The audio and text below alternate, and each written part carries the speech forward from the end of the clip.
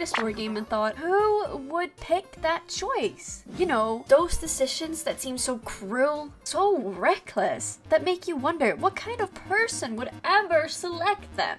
I would. That is exactly what we're gonna do in this video today. I've picked out my favorite game, Life is Strange, as my test subject for this. So here's how it's going to work out. Instead of making the right choices, me, with the help of my Twitch chat, are going to make the worst, most unsatisfying decisions possible in the game. We are turning Max Caulfield into Arcadia Bay's biggest asshole. Are you ready for some chaos? Then let's get into it. The game starts off with our main character, Max Caulfield, waking up in the middle of a storm, trying to get up to the light tower. As she's making her way up, she notices the huge tornado coming towards her and the city of Arcadia Bay. She's utterly flabbergasted by the storm. It's about to get her. But that's when she wakes up from her vivid nightmare in the middle of Mr. Jefferson's photography class. To make her feel more present, she takes a selfie, which ends up making Mr. Jefferson yap about the first self-portraits, blah blah blah. Class ends and Mr. Jefferson talks about the upcoming photo contest, which he encouraged all of his students to enter. Feeling quite overwhelmed by her vivid nightmare, Max decides to go to the restroom. She throws her earbuds in and walks towards the restroom. On the way there, we stumble upon a missing persons flyer of a girl named Rachel Amber, who seems to have been missing for quite some time. I sure hope nothing bad happened to her. Moving on, we get to the bathroom and Max splashes her face with some water and then looks at her entry for the Everyday Hero contest, which she decides to rip apart. That's when she noticed a bright blue butterfly fly in. She sees the butterfly as a new opportunity. She takes a photo of the butterfly. Then Nathan Prescott, a wealthy asshole and troubled student, walks in and starts talking to himself, hyping himself up for something. That's when he gets interrupted by blue-haired girl. Max then gets to witness a rather violent confrontation between them two, ending with Nathan pulling out a gun and in a moment of frustration shoots the blue-haired girl. Completely mortified, Max reaches out for the girl and suddenly discovers that she can rewind time, as she is yet again back in class, trying to put everything together of what happened in the bathroom earlier. She then remembers the girl and decides to prevent the shooting by setting off the fire alarm, by saving the girl in the process. We then get stopped by David, the school's security guard, who questions us on why we were still inside during the fire alarm. That's when our principal steps in and tells David Matson to leave us alone, and then we have to talk to him ourselves. And that's when we make our first choice. We're gonna hide the truth. Out of these two, I think the worst thing is not to tell the principal about Nathan. So we're gonna pick hide the truth here. I just got sick in class. Tell me what you're hiding. You can trust me. There's nothing to hide. I got sick.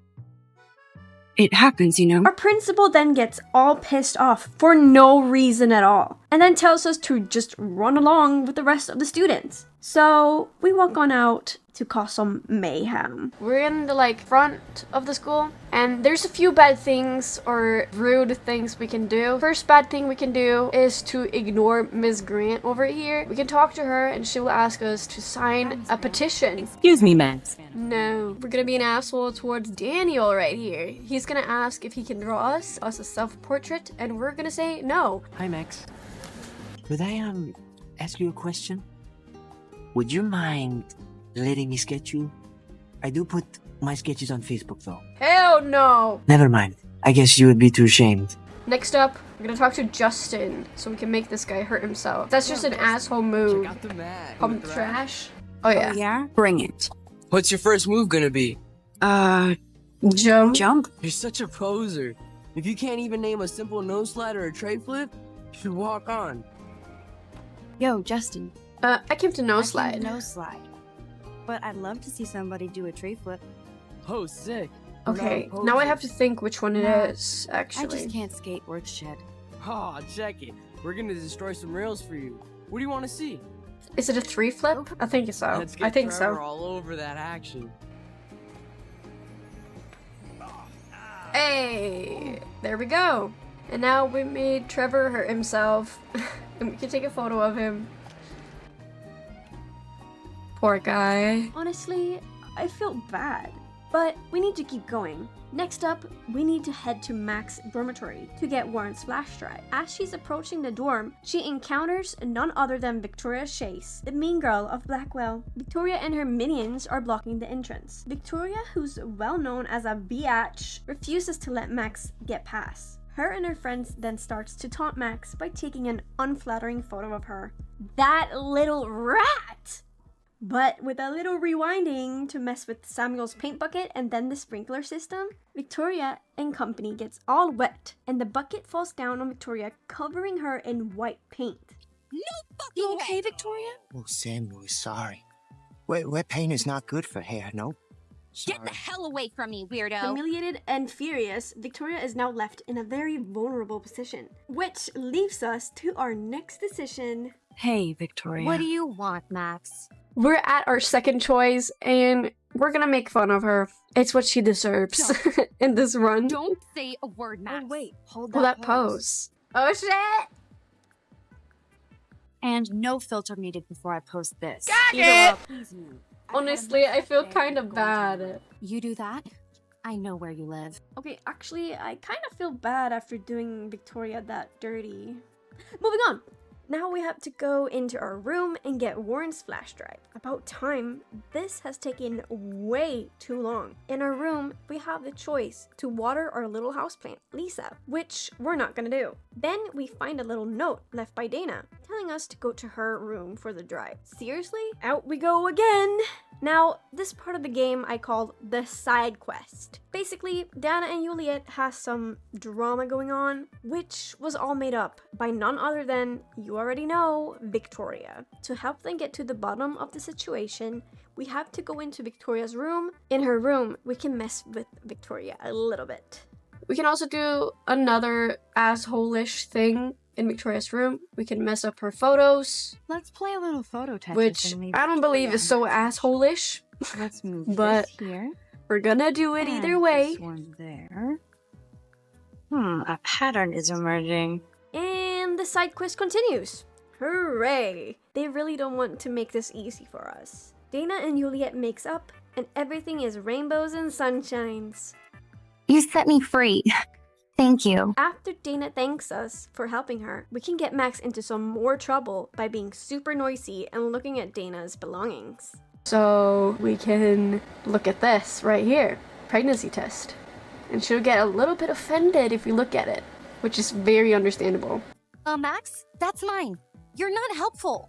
You're just nosy. I think you better go. Yikes. Ugh. Moving on, we can finally go out to the parking lot. But on our way out, we see Alyssa getting hit by a football, which we are going to have to ignore. Sorry, Alyssa. Sorry, girl. I feel so bad. And again, we get stopped. This time, we witness David harassing Kate, which brings us to our third choice. We're gonna take a photo because the right choice here for later is to intervene, but we need to be a fucking dick. So we're gonna take a photo. You can't fool me. I know everything about this school. I cover the waterfront. So you better figure out what side you're on. Please, leave me alone. Hope you enjoyed the show.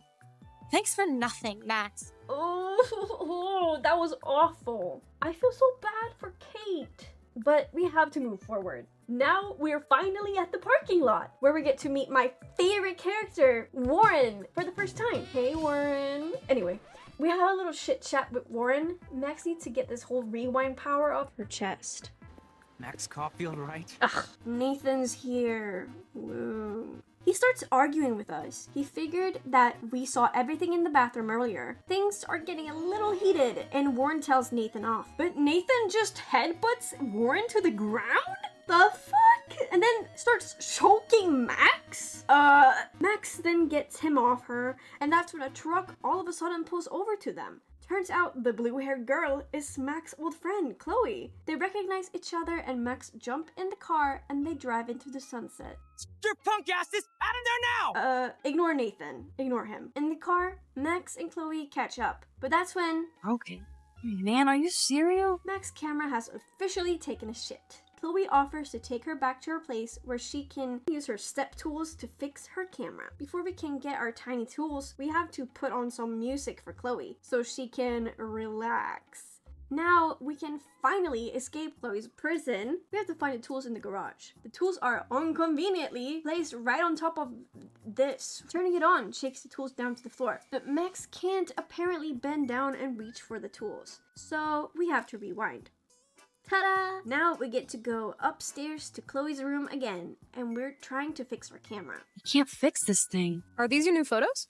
Yeah, I just took them today. Booyah, you skank. Chloe confronts us about being in the bathroom before. Don't worry, I've cut all of that boring stuff out. You're welcome. Chloe gives Max her dad's old camera as a belated birthday gift. Now that we got that mushy shit out of the way, I feel like stage diving. Staying in the brain. Let's dance. Shake that bony white ass. Can't dance, hippie? Come on. Rock out, girl. That's when Stepshit comes home and is pissed over the loud punk shit that Chloe's playing. Chloe tells us to hide. There's only one hiding place in Chloe's room, and that's the closet. You can't get in because some lamp is in the way. So we have to rewind and move the lamp to get in safely. And now we get our fourth choice. So we got another choice here, and we're gonna pick stay hidden because Chloe will react like we betrayed her or something. So we're gonna pick that one. Chloe and David starts having a pretty aggressive argument, which ends up with David slapping Chloe across the face. Kind of apologizes and then just leaves the room. That's when Max comes out of the closet to ask Chloe how she's doing. Chloe is rightfully pissed off over the situation and wants to leave the house to go to some cool place. Knowing that they live in a small hick hole, I don't know how cool it's going to be. Seriously? The light tower? Max then gets mad deja vu. We make our way up to the light tower, where Chloe is waiting for us on a park bench. We sit down with her and Chloe talks about her experience with Nathan Prescott. She also mentions how she wants to get away and find Rachel. That's when Max has her vision again, and somehow ends up below the light tower. So yet again, we have to walk up that damn path. This time, however, there's trees falling down and shit. Eventually, Max gets back to the park bench and notices a newspaper with the date on. That's when Chloe's hand reaches out for her, and Max snaps back to reality. You're here. I'm back. Oh my lord, this is real. It's real. Oh man, this sucks. Max, what's going on? You totally blacked out. I didn't black out. I had another vision. The town is going to get wiped out by a tornado. Oregon gets about 5 tornadoes every 20 years. You just zoned. No, I saw it. Then it randomly starts snowing, and the episode ends. Bust a move. The second episode starts off with Max snoozing her alarm and getting out of bed. As she gets up, I make my way over to the dorm room plant Lisa, which, yet again, I'm not gonna water. I've left you on the brink of drought. Yeah, and it's gonna stay that way. After ignoring Lisa again, we go over to get our shower supplies. Then we make our way over to the showers. On our way over to the showers, Alyssa gets hit in the head with a toilet roll. And we're just gonna let it happen. Let it happen. Just walking past her. After completely ignoring Alyssa once again, we walk straight into the shower area, where we can see Kate brushing her teeth. She stops us and starts talking to us. Max apologizes for yesterday, everything about the photo, and Max continues her negative self-talk. She then asks us if we could swing by her room and leave a book that we had borrowed. Then we jump into a hot, nice morning shower. A few moments later. What's up, Kate?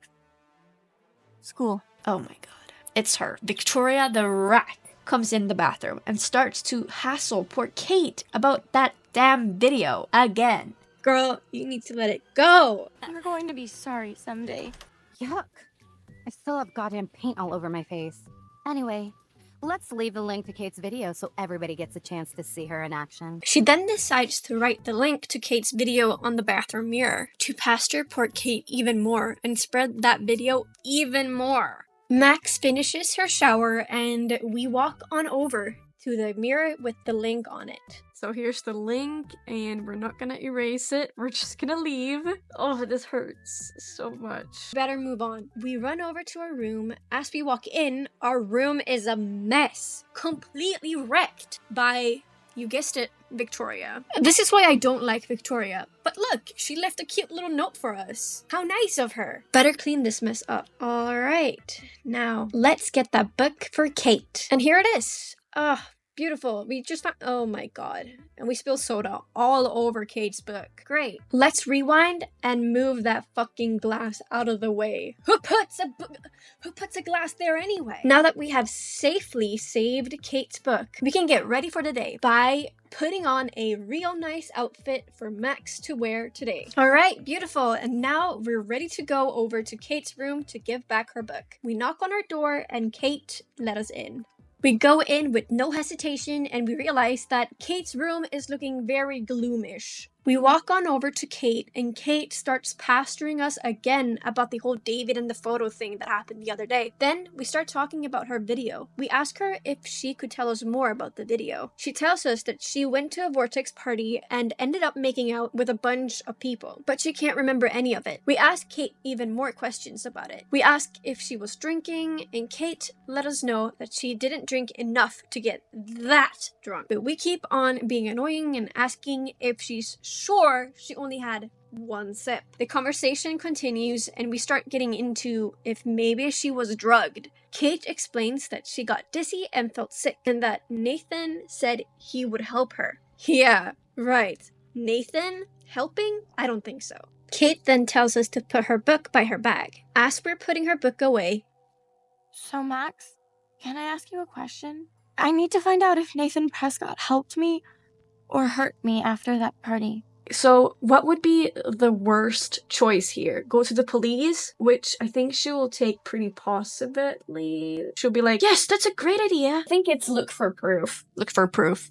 If you do that, they won't believe you. You're on video grabbing at all those guys and they'll use that against you. Bad. But I know I was drugged. That's what you have to prove, not them. Oh my god, I feel awful making Kate feel so bad and so hopeless. Kate rightfully gets pissed off over her answer and we leave Kate's room to finally meet up with Chloe. But we need to get out of this dormitory first. On our way out, however, we get stopped by my beloved Warren. He will ask Max out to the movie drive-in, which I politely have to decline.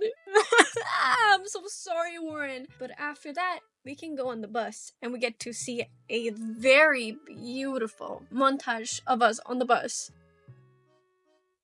Oh my god, I don't fucking care. Dude, there's so many things we can do here. Talk about going back in time. The diner looks exactly the same. Alright, shut up. We're gonna go back here, and there's a homeless woman. And if we don't, like, warn her about the storm, she's gonna be dead. She's gonna be dead right here in the end of the game. So we can save her from dying. You guys already know this is not the run that we're gonna help someone out. We're not gonna help anyone, so we're just gonna ignore this homeless woman. We're just gonna ignore her, and we're gonna go over here and take a photo of Pompey Poop. Hello, Pompey Poo. Now that we have taken a photo of our beloved Pompey Poo, let's run straight into the diner so we can get our grub on. Max then picks out the perfect stall to sit at, and we get introduced to none other than the owner, I think, of the diner, Chloe's mom, Joyce, aka one of the best characters in the game. Who doesn't love Joyce? Anyway, Joyce greets us and we start talking about David being the biggest step shit ever. Joyce then asks, what do you want to eat? What would an asshole want to eat more? What does an asshole eat? Do you think they eat bacon omelette or Belgian waffles? I ended up choosing Belgian waffles. Random disclaimer. You are not an asshole if you like Belgian waffles. They're awesome. I love a Belgian waffle. Joyce goes to get the waffles ready for Max, and Max just kinda sits there, quietly sipping her coffee. This is honestly kinda nice and peaceful.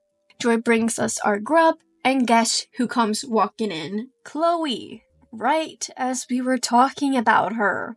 Yikes. Chloe immediately starts bickering with Joyce. Joyce gets back to making food, and Chloe just jumps down and sits with us. Here's when episode 2 side quest starts. or whatever. I don't know. I'm working on these segment names. Okay, it's hard, okay? Anyway, we have to prove to Chloe that we can actually rewind time by telling her what exactly is in her pockets. But before we can actually tell her what's in there, we actually have to take a look at whatever she has in her pockets. And now all we have to do is rewind and tell Chloe everything that's in her pockets to the minute detail. And just like Max has her rewind power, I have the power to speed up my videos, so you don't have to live through the pain of doing this part of the game for the 100th million time. This part of the game actually fucking sucks. Since I've played this game like a million times, I already know the answers, so we did this pretty quickly anyway. Okay, Supergirl, let's go to my secret place. Don't even answer. We have places to go and what to do. Come on, before Mom starts some more shit. Let's bail. It's Kate Marsh from Blackwell. Big whoop. You don't call me once in 5 years, and now you're all over some biatch you see every day at school? Yeah. Don't call I see how Kate you a roll. biatch. So go ahead, chat up Kate Marsh from Blackwell. Oh, this sucks. This sucks. Later, Mom.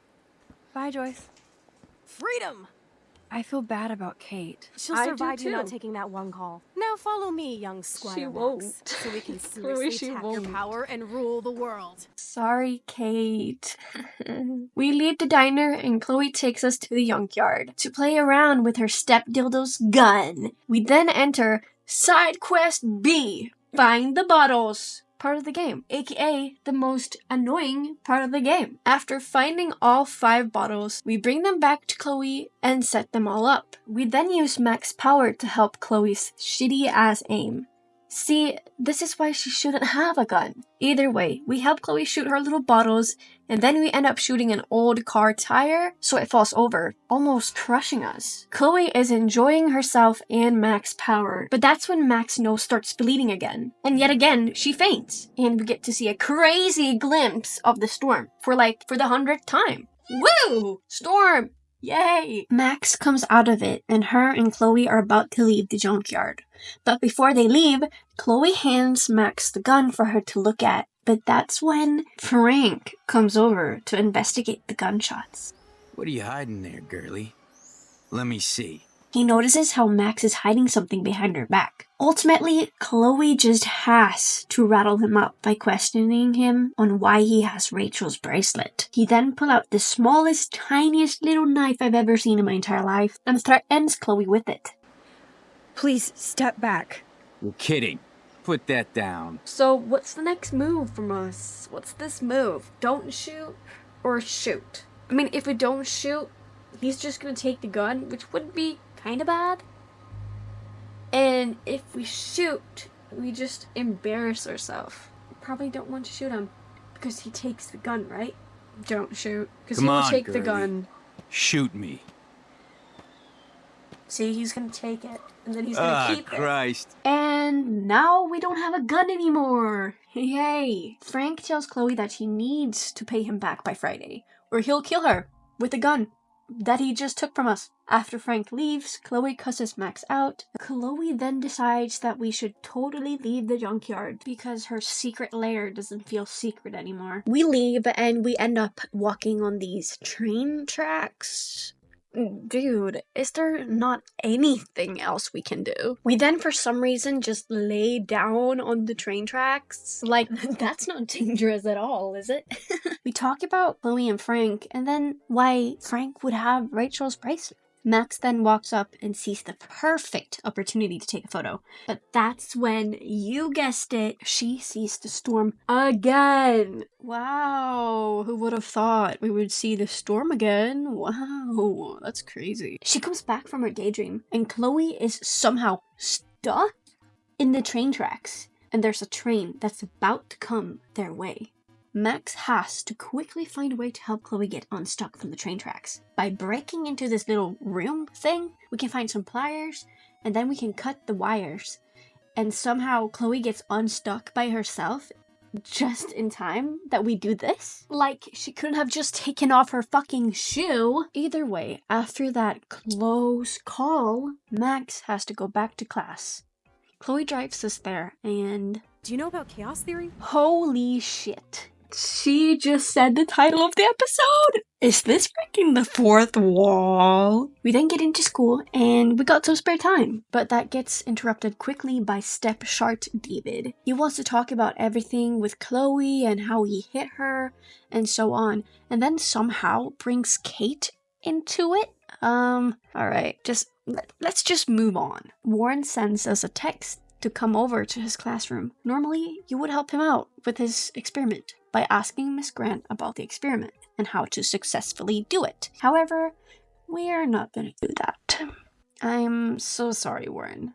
We're just going to watch him fail. Let's go. Weird science. Which also is kind of fun, I guess. Anyway, after we're done with Warren, we walk to Jefferson's classroom. But Mr. Jefferson just needs to stop us before going in. He asks about Kate and seems very worried about her. He even asks us if we know anything about the situation. Since we're kind of being an asshole, we're not telling him anything. Then he gets a call from someone, which, if you didn't know, it's actually Nathan's dad. It will make sense later, I promise. He then just tells us to get in class and he'll be done really soon. We walk over to Mac's desk and guess who's sitting there? Victoria and Nathan. They just have to sit on her desk and pastor her. They have a little back-to-back conversation about the photo and everything, and then Max just tells them to get the fuck out of there, and she gets her stuff ready for class. Looking through the window, we can see Kate walking back to the dorms, and David is taking photos of her? Okay, it's getting super weird. And then out of nowhere, my favorite character, Warren, comes barging in to our classroom to just hang out with Max before class starts. Warren tells us that he saw Kate, and her eyes were all puffy from crying. I didn't know what to say, and she didn't tell me anything. Okay, I know you love me, but if you're not in this class, beat it. Everybody else, please sit Maybe down. I'll We see have you a lot later. to cover today. Blah, blah, blah. Proper name, place name, backstory stuff. Yo! Some crazy shit is going down in the girls' dorm! Zachary, do not come into my class like that ever again. Listen, everybody remain seated. No. You see that? Is this for real? Bitch flipped out! Didn't think she was that messed up. Kate! No! She can't die. She can't. And here comes the part of the game that I've dreaded the most this whole time. Max tries to rewind, but for some reason, her rewind powers are not working in her favor at all. Max has tried rewinding a couple of times now, and it just isn't working. We have seen Kate fall down the building like 3 times now. But then, out of nowhere, Max stops time. Everything around Max is now going in slow motion. And I mean slow motion. It's basically stuck. Which means we have to walk in slow motion as well. So this is gonna take some time. We really just have to walk in slow fucking motion to get to the rooftop for Kate. Like, isn't saving Kate kind of urgent in this situation? Like, Max has no idea how long this, like, pause thing is gonna last. Either way, we finally make it up to the rooftop where Kate is standing right on the ledge of the building. As Max is walking up to her, time just goes back to normal. But Max can't use her power anymore. What are you doing here, Max? Max realizes her power just won't work and that she has to save Kate all by herself without her power. As Kate is on the edge, we just keep giving her the wrong answers and have made the most shittiest inhumane actions towards her, resulting in her turning away from us and falling down from the rooftop. No! Kate! No! No! Yeah, that fucking sucked. After that traumatic scene, our principal has called a meeting with us and Nathan, Jefferson, and David's here too. Okay. Our principal asks each and everyone different questions about Kate. Ultimately, it's up to us to tell the principal who should be blamed for Kate's suicide, which is kind of weird now that I think about it. All of these are bad, I would would say. What's worse? David bullied her, Jefferson made her cry, Nathan dosed her. Alright, you guys are saying bullied. Mr. Madsen was bullying Kate. Oh, grow up. Excuse me, I was there. We obviously blame David for bullying and harassing Kate. We even have proof. Our principal then decides that maybe David should be on temporary leave, which means David doesn't have a job anymore, and he will be pretty pissed at us for that. Jefferson then tells us off, and we have to sign some papers, which I don't fully know why, but YOLO! Don't sign anything you don't fully understand. We get sent off to do whatever we want for the rest of the day. As the episode is about to round off, we see a random solar eclipse, which really throws Warren off and makes Max super chilly. Ooh. So Warren goes in to hold her. Isn't he so kind? And then there's Victoria getting a visit from Nathan. And then we see Kate's memorial right in front of the dorms. Ugh, this really breaks my heart. And then we see this as the episode ends.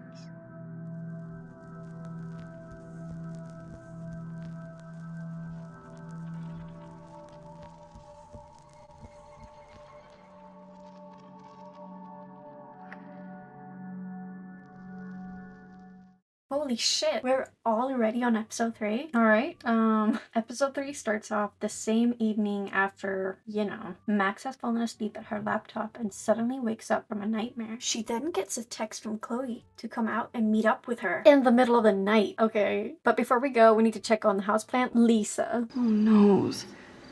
I can't even take care of a Hell plant, yeah. much less We a killed person. her. Woo! What am I good for? We killed Lisa, just as we planned. Our first kill. And trust me, there's going to be a lot more of that. Now it's time to get the fuck out of here. Wait, why is the hallway so freakishly dark? I think we're just going... Hey, can you come in here for a minute? Who? Hell no, fuck you. Sorry. We gotta stay concentrated and not get distracted by anything. I mean anything, there's nothing that can... What an awesome squirrel. I don't think that would ever happen in real life. Okay, if you saw a squirrel jump like that, you would also stop and take a photo of it. Either way, we now have to sneak by our principal to get to Chloe. And this won't be really hard because you can just rewind and go past like that. Super easy. Now that we have walked past our principal being very stealthy, we can finally meet up with Chloe right in front of our school. But Chloe, oh my god. Get it? Booyah. Oh, I wasn't ready for it, actually. Scary punk ghost. Chloe, jump scare! Holy shit. Sometimes Chloe is the scariest person in this game, I swear to God. And I was not ready for it there. Hold on. Is that who I think it is? It's not been a good day for Blackwell. I know this has been an awful day, and you can talk to me anytime, Mr. Jefferson. Thank you, Victoria. I imagine you're pretty upset over Kate as well. Oh, Victoria is trying to sweet talk her way into winning the Everyday Hero contest. I can't say I'm surprised. However, this attempt at flirting is so uncomfortable. Please make it stop. Stick to Mr. Jefferson, Victoria, please. I can't believe I'm saying this, but thank you, Mr. Jefferson. Oh my god, she just won't give up. Girl, let that old poor man go. Not Jefferson kind of like threatening her as well. Oh my god, this is drama. Anyway, thank God that's over. Now we can finally sneak in. Unlock the door and get in.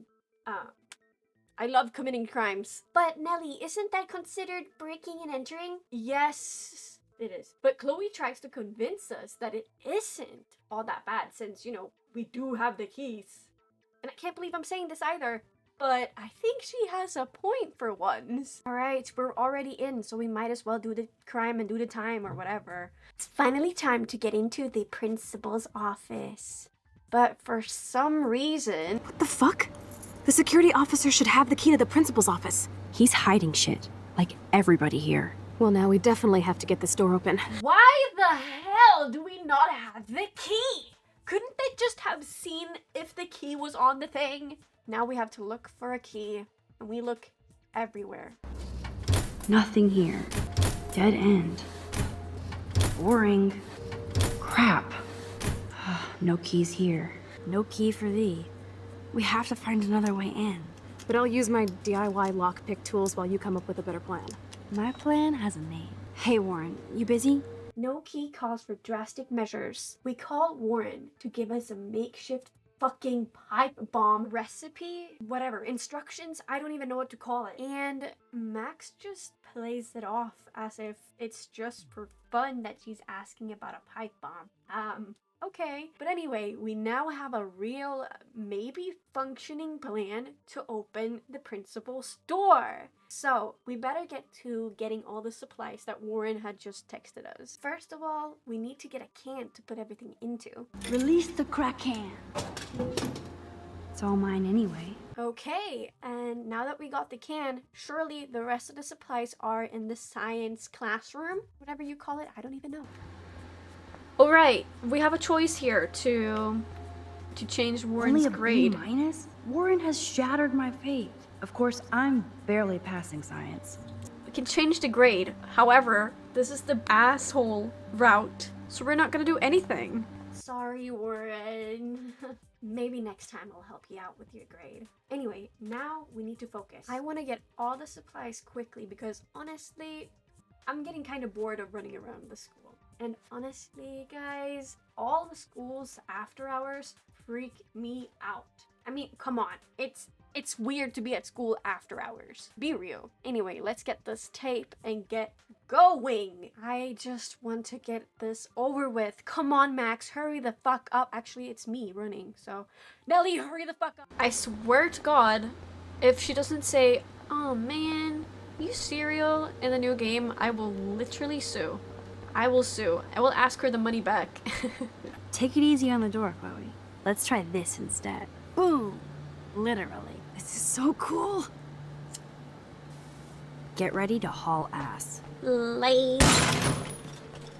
That was so fucking cool. Here comes the whole Arcadia Bay Fire and Police Department. So what should we do?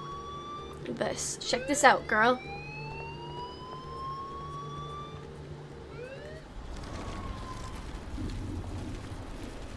Yeah, bet you didn't think of that.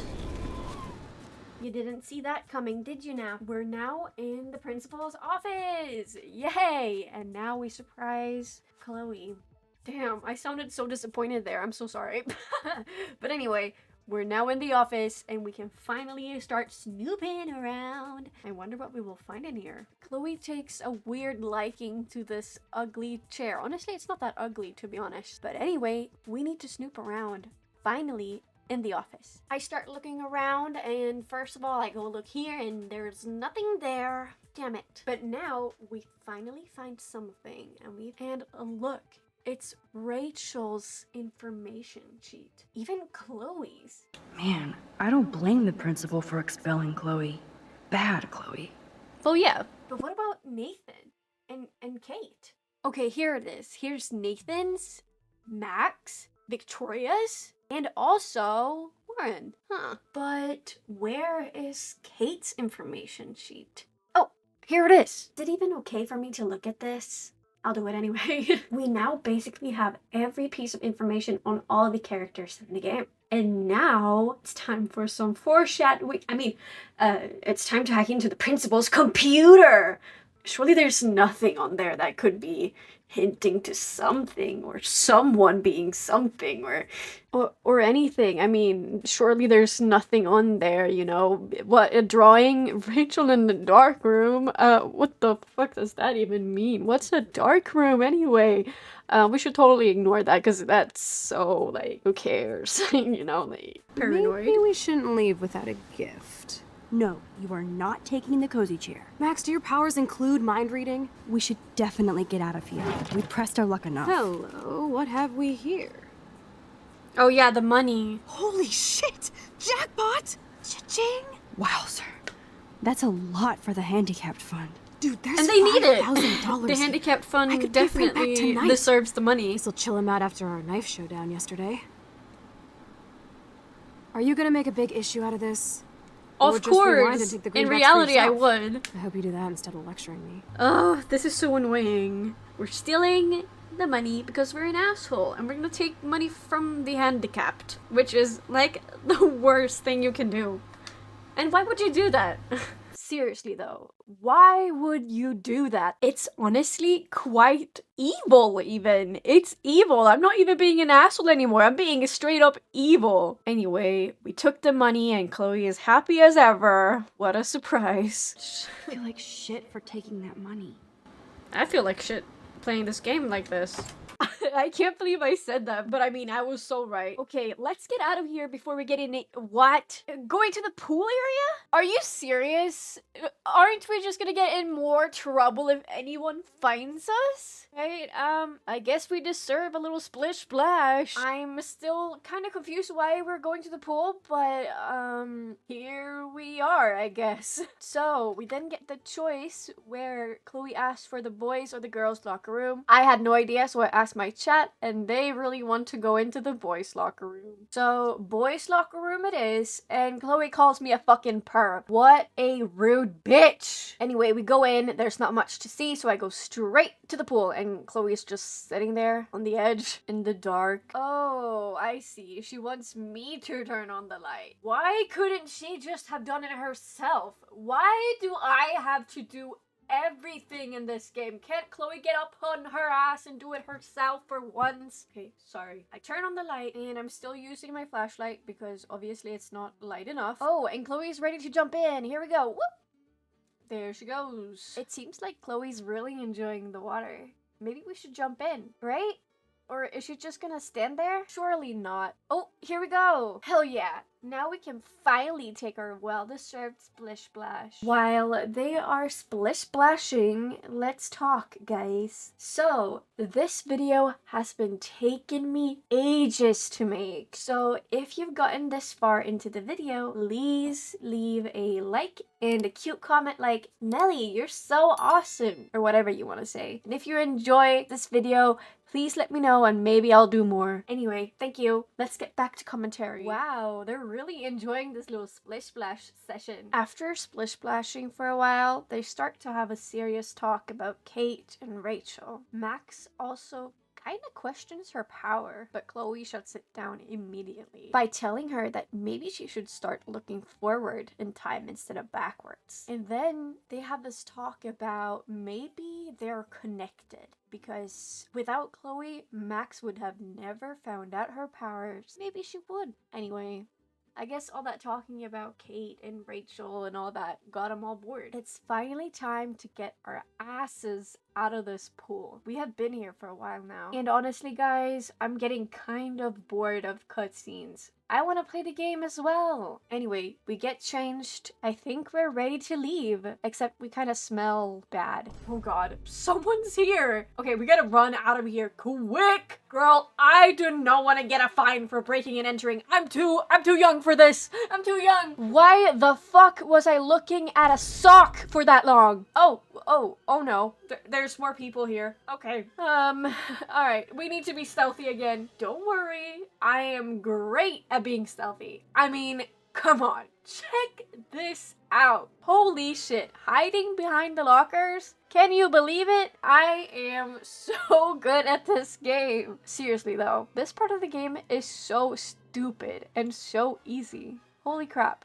Look at that. Holy shit. I did that so well. We're going back into the pool area. Okay. Oh, there's Chloe again, jump scaring me as always. And I guess we get the fuck out of there really quick. Why we didn't do that in the first place? I don't know. Oh my god, they're coming. Oh gosh. Isn't that so convenient that they're everywhere? Now we can finally get to Chloe's car and finally get the fuck out of here. Apparently, Chloe tells us that we cannot go into the dorms again. So, Chloe offers us to have a sleepover at her house, but only for the night. So, we take her on that offer. And then there's just a lovely Life is Strange time skip to the morning. Wake the fuck up!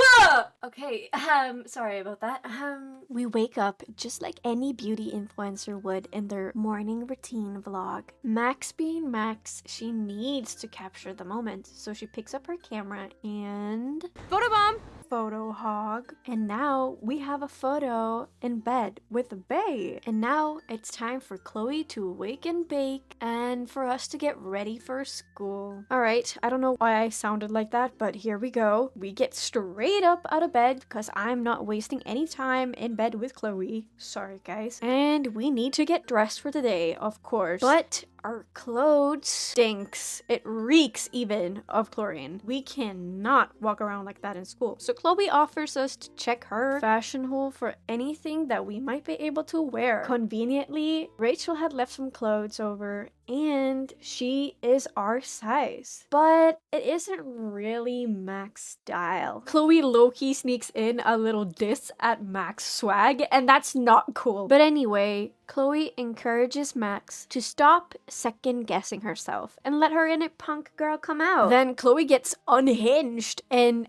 dares Max to kiss her. Kiss me now. Kiss. We're not gonna kiss her at all because that would be fan service. And since we're gonna be an asshole and most people would pick kiss Chloe, we're gonna pick don't kiss Chloe. Don't kiss Chloe. Sorry, not that easy. No fan service for thee. Sorry guys. Sorry all the Price Field fans, but this is for the better, okay? Anyway, we get all dressed up in Rachel Amber cosplay. Are you guys ready for the mosh pit? Looking sick, Max. A couple tats, some piercings, and we'll make a thrasher out of you yet. Ready for the mosh pit, Shaka Bra. Maybe not. Damn! Chloe is such a Debbie Downer. Either way, it's now time for us to go downstairs to get some breakfast from Joyce, who mistakes us for Rachel at first when we come and meet her. We have a quick chat with Joyce about everything, you know, Chloe, Rachel, all that stuff. We then pick what we want for breakfast. We pick pancakes this time around, and she asks us to fetch some things that we need for the pancake. So we go ahead and get it.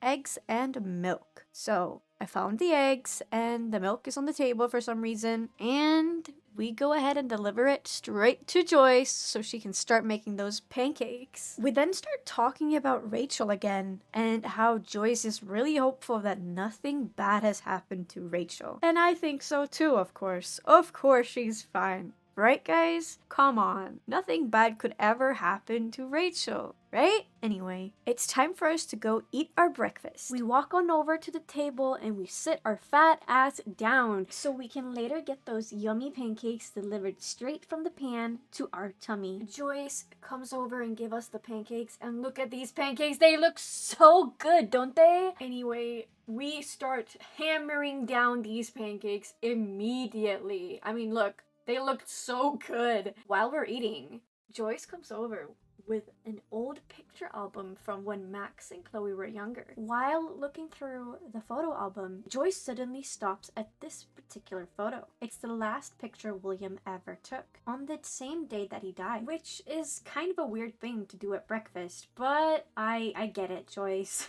She was not trying to be morbid or anything. She wanted us to have the picture. Thank This you. was when I'm my sure this baby was picture so will full not of come life in and any light, positive. use at all. Everything she's not today. Surely this old ass photo won't help us with anything, right? Anyway, Chloe comes downstairs to distract Joyce so Max can get into the garage to go through David's computer. And she does this the only way she knows how, by being a brat. What a shocker! Chloe being a little bitch. Wow, I never saw that coming. But at least this time it helps us for once. This will be a once in a lifetime moment, by the way. We won't get this kind of treatment ever again. Anyway, before anything gets too awkward out there with Chloe and Joyce, we need to hack into David's laptop. I have played this game so many times that I already know where to look. And if you don't know, yes, you need to look through the car in the windshield thing. I don't even know what to call that. It's probably not a windshield.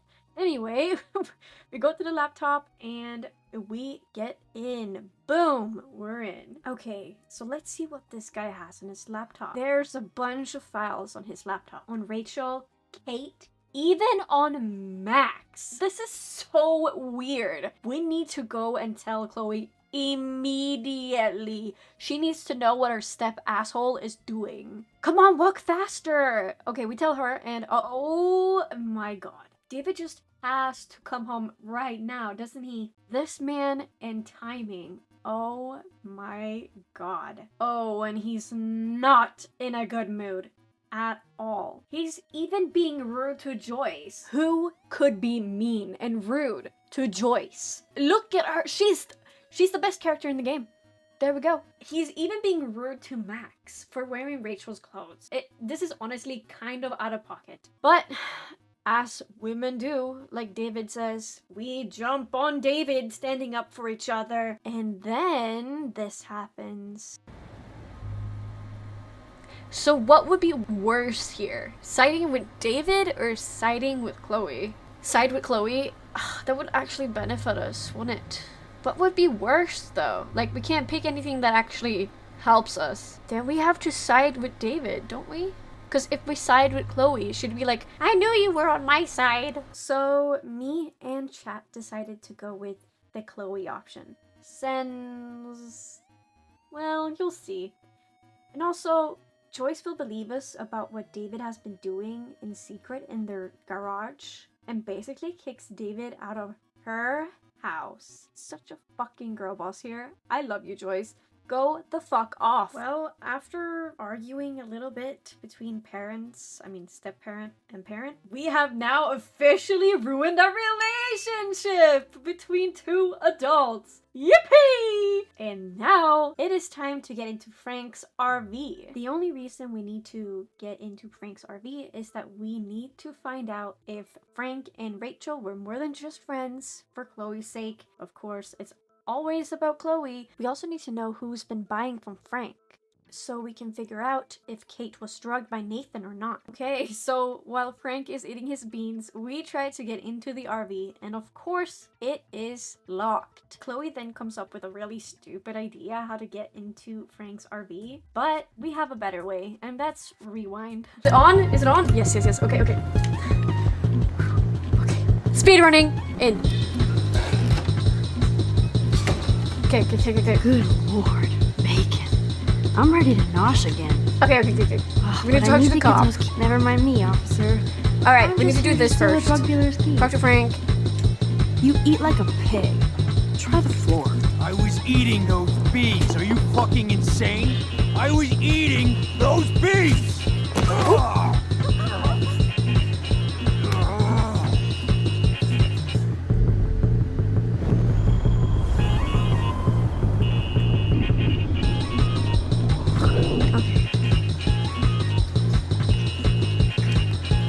We need to talk to him first.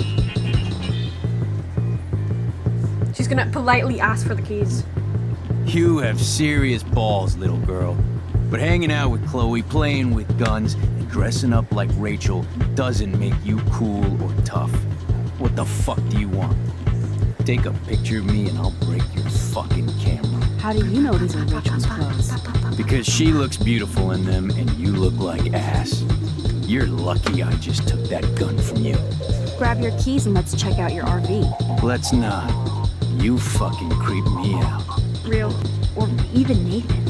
And then go all Groundhog Day on him until I get the info I need. How you doing, Maxine?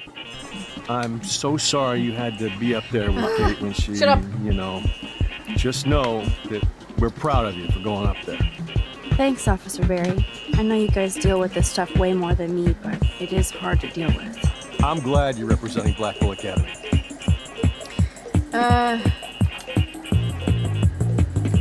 I thought Nathan Prescott represents Blackwell. Well, don't make me backwash this bacon. You know what the Prescotts represent. Oh yeah, we should Taking over totally. Arcadia Bay? Like Not full far game, you wrong, think? man. Open the Rachel! door. Open the door. Fuck. Oh look, Max Amber. Nice outfit. Looks like ass on you. Damn! Sure hope you're not following me. You're in enough trouble after you got David fired. Considering we're in a public diner with a police officer right over there, you shouldn't advertise your rage, Prescott. No worries. I fixed Because it. you're the one trying to fake it till you make it. At least you were smart enough to keep your big mouth shut in the principal's office.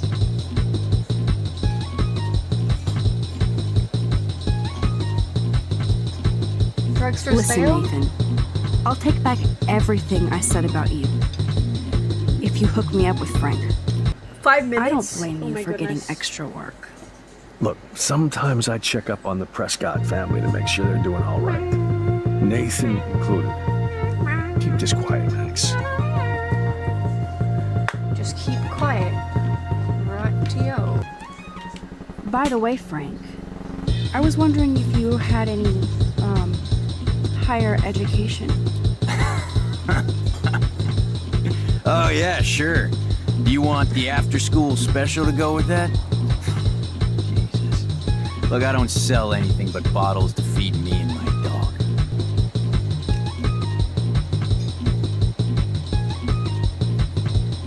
I bet Frank hooked you and Rachel Amber up with party supplies.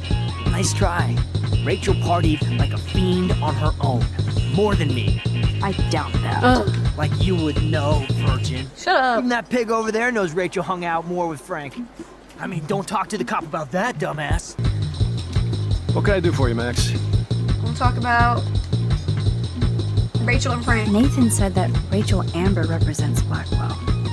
With Frank Bowers. Bowers ain't no student anymore. Sadly, he does represent one side of Arcadia Bay. I want you to stay out of his orbit, okay? Him and that rabbit mud. Whoa, whoa, I whoa, heard whoa, something whoa! about Frank Bowers and his puppy. Where Boy did that does love face his come dog. from? Especially when the dog is your personal drooling bodyguard.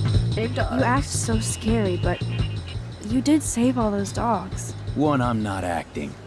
Two, who told you about the dogs? It's actually a great story. You're an animal lover. Could I pet the doggy?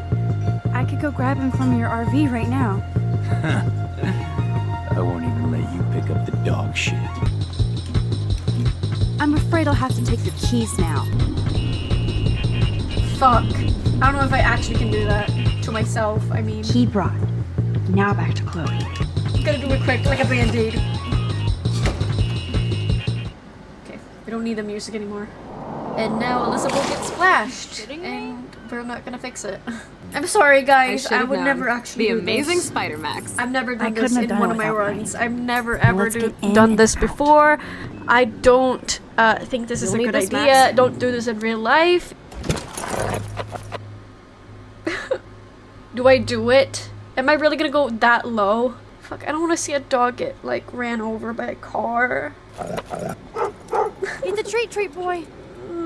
I The can't meat look. is in the street. Oh no! Please, please do not let that poor dog be hit. I bet he's fine. I'm sure he is. Come on, we definitely don't have time to waste now. I have never done that before, and you know what? It fucking sucked. I love Pompidou. In a moment of delusion, I had to go check on Pompidou. Surely enough, we couldn't go see what happened to him, so we just get into the RV. I guess curiosity killed the dog? But whatever, we're in Frank's RV and it's time to snoop around. We get in there and it smells like shit probably. I mean, he lives in an RV. There's no way there's good ventilation in there. Am I crazy for this take? I don't know. I love you, Frank. Anyway, You scope the area while I Whoa! hack his computer for info. God damn! You just have that laying around? Oh, come on. You would also react the exact same way. Don't judge me. We need to find that damn client list. And it's apparently in the vent in the bedroom. We can't open it with our bare hand. I think we need a screwdriver or... Oh, okay. A knife. I guess that works as well. Let's try it. And it works. Who would have thought? We got the client list and we also got some hot tea about Rachel and Frank. They clearly dated. And now we have to deliver these news to Chloe. Ugh, I'm not excited for this. Knowing Chloe, she will not take this well. And honestly, I get it. She is so pissed at Frank and Rachel for having a secret relationship behind her back. And she is really mad and she's blaming everything on her dad, William, which is so out of pocket. I must say, I don't blame her for feeling like she's been betrayed by everyone she knows, but still, blaming it all on her dead dad is crazy work. You can't even deny it. We make it out of the RV completely safe, but Chloe has a tantrum. I honestly have no idea what else I can call this moment. It's just Chloe being mad and frustrated about literally everything that has happened in her life, and the only thing she can blame it on is her dead dad William, which is honestly again crazy. She then talks about how Max left her and it was like her idea, which it wasn't. She had to move. It was not her choice. The tension in that car right now is so thick. I mean, look at this. Chloe isn't even saying goodbye to Max. That's how pissed she is. Thank you for the ride, though. And magically, we are teleported into our dorm room. Oh, fuck. Here we go. Here we go. My least favorite mechanic in the game. Here we go. The least fun thing in the whole game. Oh my god, what is happening now? Dude, this is so freaky. Imagine going through this actually.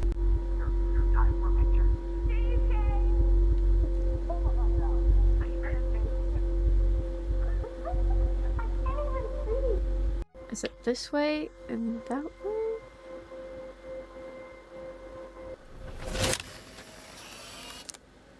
I hope the flash didn't scare you, Max. This is a keeper. And magically, we're back in 2008. What a time to be in. Take me with you, Max, please. Before we do anything in this new timeline or whatever we're in right now, let's take a photo of Chloe and William together so we can remember this moment forever. Who is more DILF? Oh, William. Hello. God damn. Hey, honey. Look at this Just making piece a fabulous of breakfast with Chloe and Max. Ew, I hate We're that all I say going to work that. at the Ew. But look at him. William is more DILF. I'm sorry about that DILF discussion, but it was very important to the story and it took me forward in life and we had to take the discussion, okay? It was very important. Speaking of important, now we need to steal the car keys, and the car keys are right underneath that cap. Why? Who puts their keys underneath a cap? Anyway, now that we know where they are, we can search it and we throw the keys out. William is still looking for the car keys, even though that we threw them the fuck out of the fucking balcony door. With no success, of course. And he starts being a little bit frustrated, which understandable. I hate when I can't find my stuff. Max then has the idea that William could take the bus. It goes every 15 minutes, so the bus is just a great alternative. And there will be plenty of room for Joy's and the groceries and everything. William has no other choice, so he is going to take the bus. This is so exciting because this means that we single-handedly have saved William's life. Chloe, I am awesome. We are awesome. They just look like constipated in that picture, honestly. They don't look sad, they look like they are holding in a shit. Oh, she's really mad at that cake. Wow, and she got a car. Hope nothing bad happens with her car. I sure hope she drives safely and doesn't crash into a tree. Hello, are you even listening, Maxine? Maxine? Okay, this is weird. After saving William's life, we have apparently made a new timeline. And in this timeline, we are a part of the vortex. What the fuck? And we're friends with every one of them. And people are calling us Maxine. And Warren hooked up with Stella? That's my man. You snooze, you lose, girl. You snooze, you lose. This is totally fucked up. What else have I changed? Chloe. Okay, this timeline is seriously twisted. What else is wrong? Oh my god! David is our bus driver? Okay.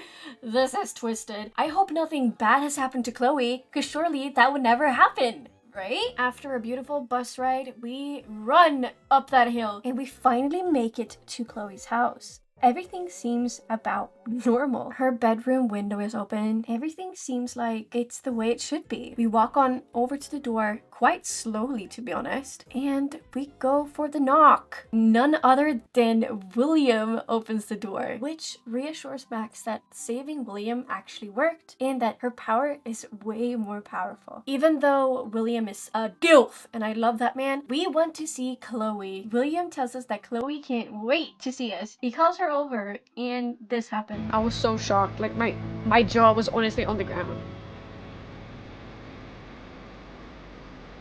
There she is.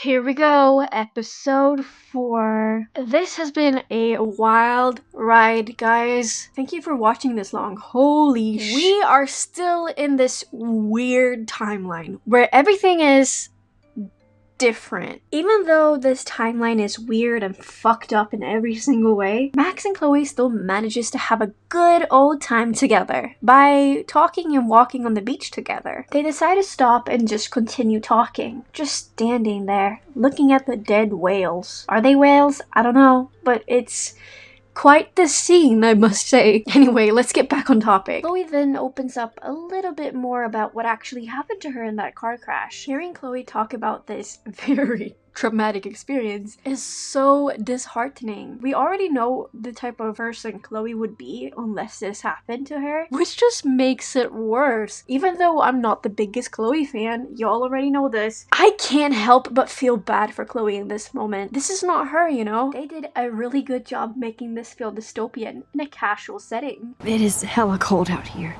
Hella?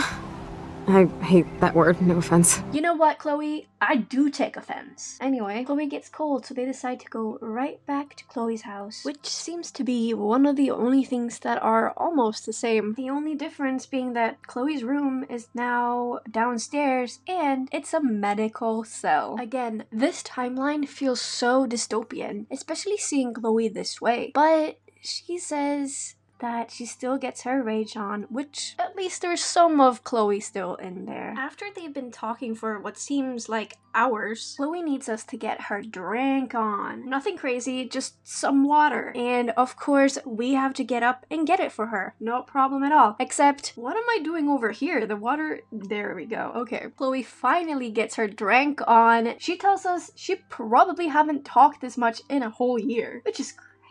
But anyway, they decide to chill and watch a movie together. Chloe is in a mellow mood, so she wants to see Blade Runner, which honestly, great choice. But anyway, we have to go get the movie, and Max is worrying that Chloe might fall asleep while watching the movie. I like it when this is the only problem they have together, but whatever. Time to get the movie and get this shit started. Oh, remember DVDs? I kind of miss DVDs. Can we bring back DVDs 2025? Like, please just bring it back. Remember the menu scenes where you can click around and stuff? Oh my god, bring it back immediately. Moving on. It seems like it's a new day. And guess what? Chloe did not fall asleep, but we did. That's funny. But Chloe doesn't seem to mind that she fell asleep. She understands that she feels that it's annoying and tiring being with her because of her condition. But obviously, Max doesn't see it this way. Chloe then gets one of her regular headaches, so she needs morphine. Yeah.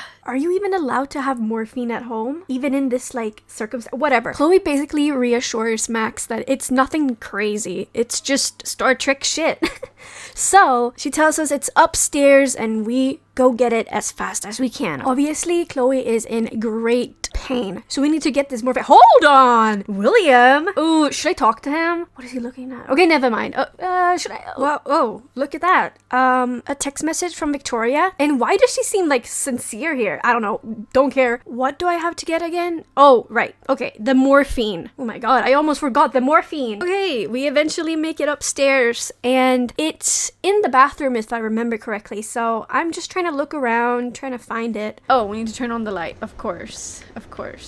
My bad. You know what? That really pissed me off. I saw everything in there, even if the light was off. You know what? I feel kind of embarrassed by that. Can we just forget this? here it is, the morphine. Woohoo! Now, let's give but before we do that, we obviously have to get stuck in the door. Finally, and if this was me in real life, I would have been so nervous that I didn't give the medicine in time or whatever. But fortunately, this is just a game, and I don't have to worry about that. Here's your morphine, baby girl. Finally. Give me the blue pill. Who would have thought that Chloe was blue-pilled, huh? Who would have thought? Max apologizes for not being as quick. You know, the thing I worried about. And everything is fine. We give her morphine and everything is awesome. Possum, right? Right? Chloe then has like this self-deprecating conversation about her condition. How she's only getting worse day by day. Oh, and she's already high from the morphine, which is making her feel kind of emo. And she wants to look at some old photos from when they were kids. It's such a cute idea, but it's also so bittersweet. The tension in here is high. Well, that's kind of funny that it's high, but that's not the point. But the tensions of this bittersweet sadness is really, really sinking into me while playing. It feels bad. It feels really, really bad. It's rough, but it is something very calming and comforting in this. They start looking at pictures, kind of reminiscing of everything. They start talking about specific days and what they did, and how Chloe's dad, William, was so mad he tried to give both of them timeouts. Even though what's going on with Chloe and this timeline overall is super disheartening, this scene right here feels very human in a way. I think this is one of the parts in the game that really sticks out to players and really leaves a mark on you after you play the game. But that's not what this video is about. After stopping at this particular page, Max has an idea. Maybe she could focus on the photo and... Listen, Max. My respiratory system is failing, and it's only getting worse. I've heard the doctors talking about it when they thought I was zonked out. So I know I'm just putting off the inevitable while my parents suffer along. This is always the hardest part of the game for me because it feels so real. It feels like you're actually dragged into the game and you're Max. You're making this decision. You're hearing your best friend say these words to you, and it feels bad. They're both crying and Chloe just wants to die. She feels like she's a burden on everyone, so that's why she doesn't want to be here anymore. She tells us how to do it. Crank the IV up to 11, and this is one of the hardest decisions of the entire game, and we don't have any choice. We need to do the worst thing. I just need you guys to know that this feels awful. I'm not gonna lie. This one is really hard because you can either accept or refuse. In this case, I'm gonna pick refuse, and here's why. Chloe is suffering so bad that she wants us to like delete her in game. So we're gonna refuse and let her be in pain, even though we're gonna go back in time and like reverse all this. So we're refusing. Just so you guys know, I'm not giggling because I find it funny. I was nervous. I did not want to make this choice, okay? I feel, oh my god. As you could imagine, this does not please Chloe whatsoever. She feels done. She's dying from her illness, not an overdose. It would just make her feel better to go out in the way she wanted to. And I get it. She must be in so much pain, but this is not being the best person in Life is Strange as possible. This is being the worst person I could possibly be. She gets mad, and there's only one choice we can make here, and that's to focus on that damn photo from the day that William, Chloe's dad, was meant to die. Which just makes things worse now that I'm thinking about it. Because either we could have killed our best friend with an overdose, or we kill her dad. Okay, you know what? Thinking about it that way is not wishful thinking, so I'll just try to be positive about this, you know?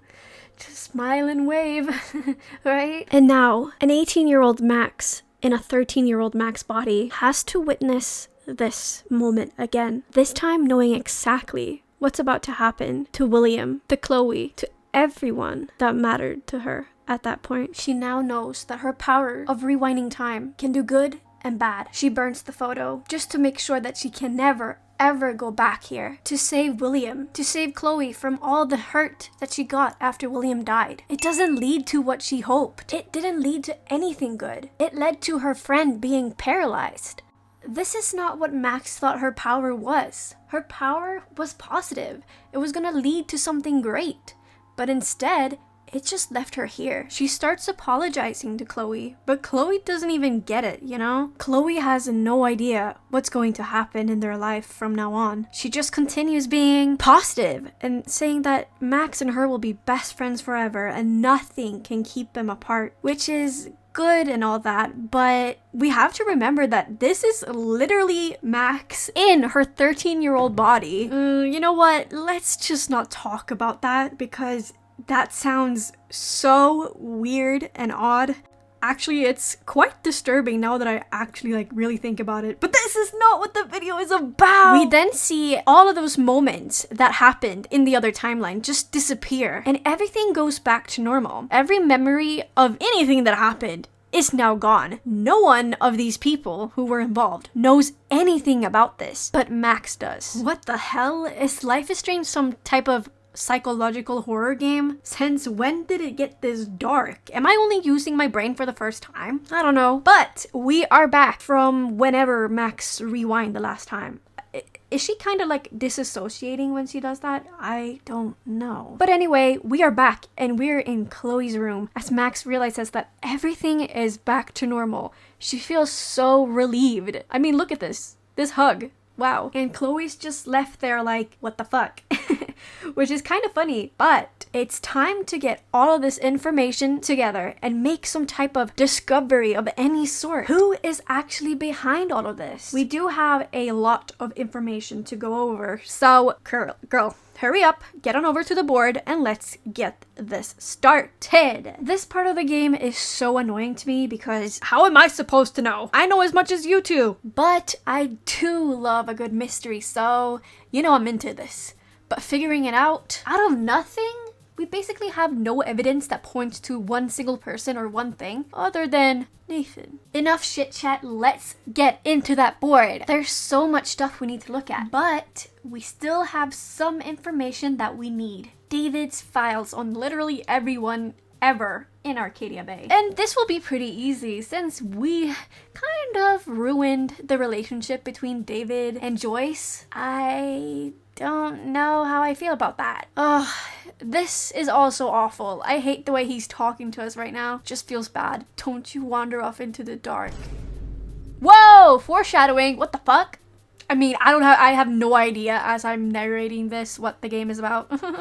Anyway, let's get into that hole of his. Oh, that's pause. Let's go into the garage. So, this is where David has his little hideout thing. I don't even know what to call it. It's just his little space, you know? All of David's important files are locked away in these lockers right here. As you can see, there's a heavy-duty lock on this bitch. So, we need to find one way or another to get in there. And there's one simple solution. A crowbar. That's always a good option. Let's get all that juicy information that we need to figure everything out with. We are literally so close to get all the answers that we need. Hopefully, at least. But we break in and voila, we found so much stuff, especially this little file here. As pictures, maps, notes, coordinates. Oh, and us. That's a right picture of us. That's a good picture. When did he take it though? Anyway, we're done here, so let's get back to wait, never mind. We're going back to the dorm. Why? What is there to find there? You know, didn't we have everything? But anyway, we found a secret jackpot, which is awesome. But what exactly are we gonna do in our dorms? Am I stupid? Am I forgetting anything? I don't know. But let's get out of here before we get busted. Oh, right.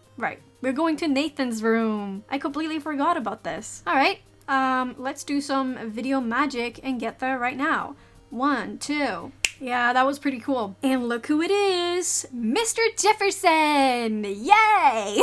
We introduce Chloe to Mr. Jefferson, as if he doesn't know who she is. Anyway, they have this small talk conversation about school, and it kind of leads to Mr. Jefferson asking Max how she's doing. You know, after everything that happened to Kate. I had forgotten about that.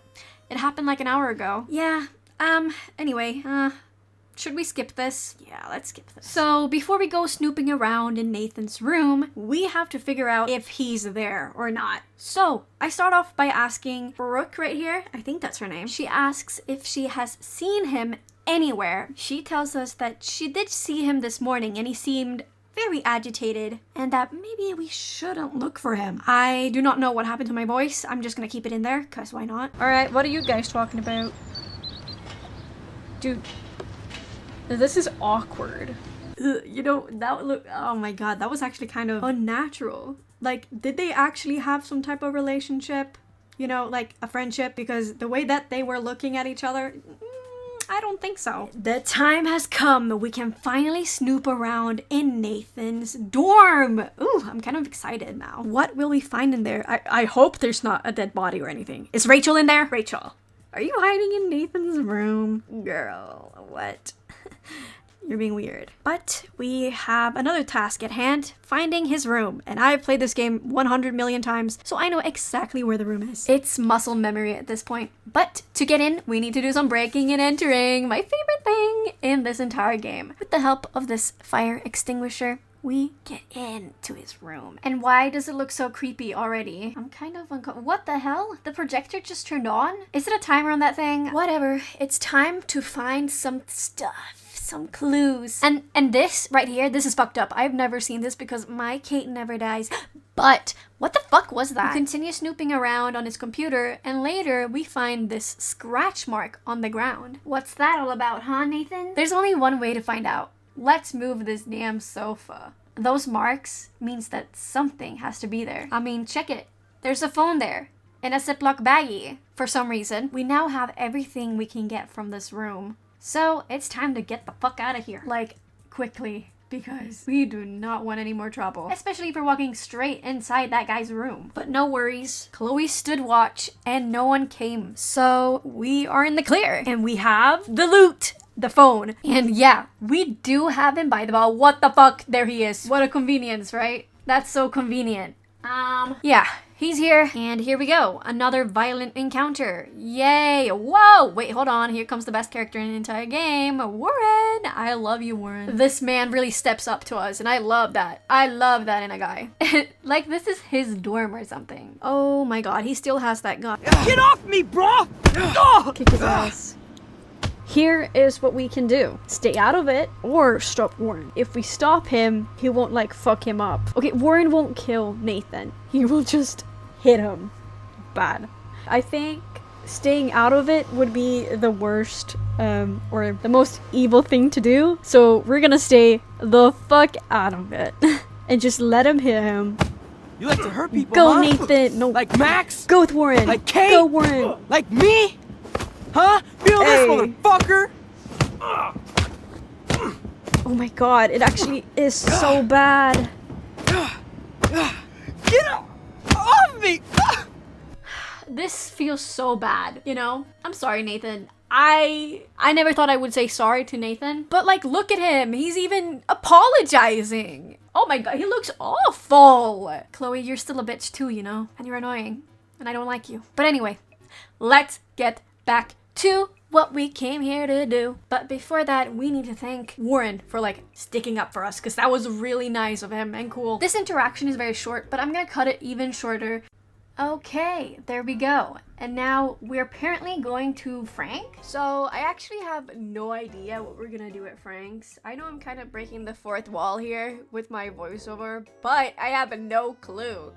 Literally, it has escaped my mind. Oh, right. We need to understand the code that he uses in his books, just to keep everyone that he sells to anonymous.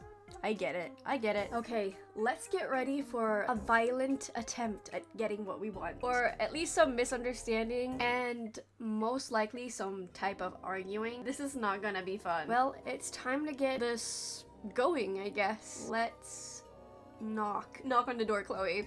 Get this over with. Quickly! Here we go. Confrontation with Frank. We got this. And there he is, right there. And obviously, he has to start off by cussing Chloe out. Frank thinks that Chloe is about to give him the money that he's been wanting for a long time. But that's not really what we're here for. We don't even have the money. Well, we do have some money, you know, from the disability thing from school that we stole. We have questions and we need them answered. You have some serious lady balls. No. You know what? I do love Frank's comedic timing. But this is no joke, Frank. We need those codes immediately, and we're gonna get it. Frank is being really, really cautious here. He wonders exactly what we want from him. We just want his clients' names and how to decode his code words, you know? But of course, Frank being Frank, he has to tell us in the most sarcastic way ever. So obviously, we threaten him to help us, or else. But it obviously doesn't lead anywhere. Max isn't really the intimidating type, you know? It seems that we really hit a wall here with Frank. It's kind of just a lot of back and forward here. Frank is starting to get very heated, and honestly, it's not the energy that we need here. We just want to know the codes to help out everyone in Arcadia. Holy shit. Here we go, physical violence, and we pull out a gun on him, and we shoot him in the leg, which is awful. But trust me guys, this is not the worst thing that could happen. There's actually a worse outcome that I ran into while playing the game off camera a few years ago. I'm gonna put it in here as a clip. Tell me what to do. Get it, bitch! Get it! Step the fuck back now! Pompidou! Yeah. You fucking killed my dog! Oh my god! Yeah.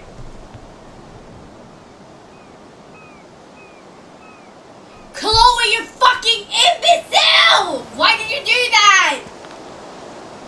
Fuck you, Chloe. You were not supposed to do that. That was not in the fucking rules! Yeah, as you can tell, I was pretty upset over killing Pompidou and Frank. So you might be wondering, what did you do wrong, Nelly? Well, I'm glad you asked, no one. You have to keep Pompidou alive, but we actually killed Pompidou before.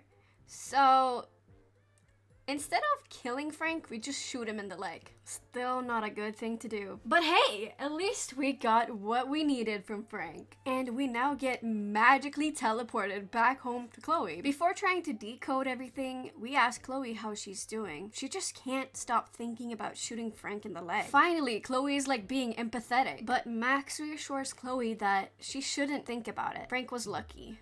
And we need to keep on moving forward. It's finally time to put everything together, and I sped that up because this takes forever. And there we go. We now have a lead. We have now found the place where everything must have been happening at. Turns out it's just an old barn. Max then has a great idea to look up who this barn belongs to, and this will definitely help us out. Turns out it's owned by someone named Harry Aaron Prescott. Are we surprised at all? No. Of course it's a Prescott. I'm starting to believe that Nathan is the perpetrator. He's behind all of this. I'm not surprised at all. I mean, the way he's been acting through the entire game, Nathan has been acting super erratic. There's something going on with him, and we're gonna get to the bottom of it right now. We are so close to finding out everything about Nathan. This barn is the final thing we need to connect Nathan to all of this. So we better find some evidence or something in here. Even though the place looks so run down, like no one has been here for a million years, there is fresh tire tracks on the ground, meaning that someone has to be in there or have been in there recently. And as you can see, the door is locked with that padlock. Even though Chloe has some lock picking skills, she cannot even open that. So we just look around and find this little hole in the wall, and we can move this metal plate to make makeshift entrance into the barn. With absolutely no hesitation, they walk in, which is crazy because what if there's trapdoors or something? You never know. Be careful, ladies. However, this barn looks so old. There's even an old ass chest there. It has a lot of old shit in it. Just papers on papers about that Harry Aaron Prescott guy and the Prescotts overall. Well, it doesn't really confirm anything other than this is Nathan's family's barn and they have a bunker somewhere. It doesn't tie into anything that we need to know about. While looking around the barn, we can see that the ground looks different at some places. And this place in particular, the ground looks really suspicious. And what do you know it? There's a fucking trap door and it's totally brand new. Obviously, we can't open it with our bare hands, so we need to use something else. So this part of the game is very tedious and it takes a while, so I just sped it up. And there we go! We finally unlocked this hatch thingy, trapdoor, whatever you want to call it. However, it's super heavy, so both of them have to like lift this motherfucker up together.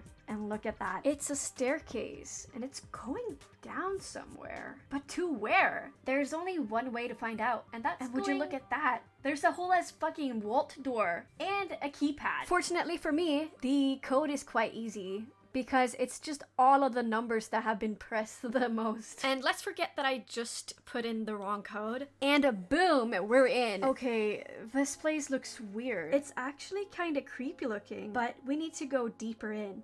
And look at this. What is all of this? There's even a computer down here, and it works. Oh god, no. What is this place? And what are these? There's so many of them. Wait.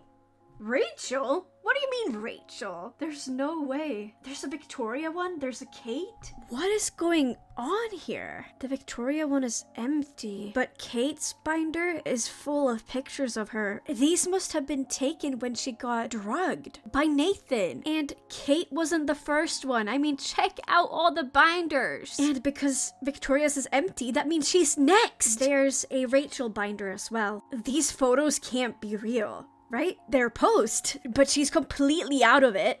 There's no way she's dead, right? They're just playing dead in that photo, right? Chloe quickly recognizes the area. It's the junkyard. They have to go and see if there's any signs of this actually happening. Did Nathan kill her or not? We need to check this out. We need to hurry over to the junkyard as fast as we fucking can. And when we get there, Chloe knows exactly where to look. She knows the area like the back of her hand. They get there and they start digging in the ground just to find anything related to Rachel whatsoever. They just keep on digging and digging. They don't really find anything until they do. They find Rachel's body and she's dead, most likely from an overdose. Maybe that's what Nathan tried to do to Kate as well. Kill her, just like he did with Rachel. Chloe has a full mental breakdown, seeing her best friend like that. This must have traumatized her so much. She's starting to feel physically ill. Max tries her best to comfort Chloe. We need to take revenge on Nathan for all that he did to Rachel, to Kate, to all those other girls. I mean, we saw the binders. We have to expose him. He's a murderer, for God's sake. I need to calm down. And we're at the perfect place to expose Nathan for everything that he's done at the Vortex party. And we're gonna get him. There's no way he's getting away with this. We have proof and we have a gun. So there's no way he's getting away this time. Yeah, there's a lot going on right now. And amidst everything, there's 2 moons now. And Chloe doesn't even care. How do you not start shitting bricks when you see that? Well, anyway, here is a wasted Warren who's had maybe more than 1 beer. Even though he can barely stand up and walk straight, he's still giving us some good advice that Nathan is dangerous. He's not to be played with. You can tell that Chloe is really losing her patience. She wants to kill Nathan. But before she can go away, Warren asks for a picture. He feels like this actually might be the end of the world. And for that reason, he needs this photo to feel comforted. At least for prosperity. And you know what? We can't blame him, can we? It's so sad that Warren feels like he's a burden. He's not a burden whatsoever. He's just a guy. Even though he might feel like he's a burden at some points, he's not. He has been helping us so much recently. But this is all he knows, so he just apologized for being a pain in the butt. I feel really bad for him. Like, this scene of him trying to reach out to us just makes my heart break. But we do have a party to attend, so we better get going. Where did Chloe even go? And of course, we have to get stopped by someone before we even go inside. Would this be Life is Strange without that happening?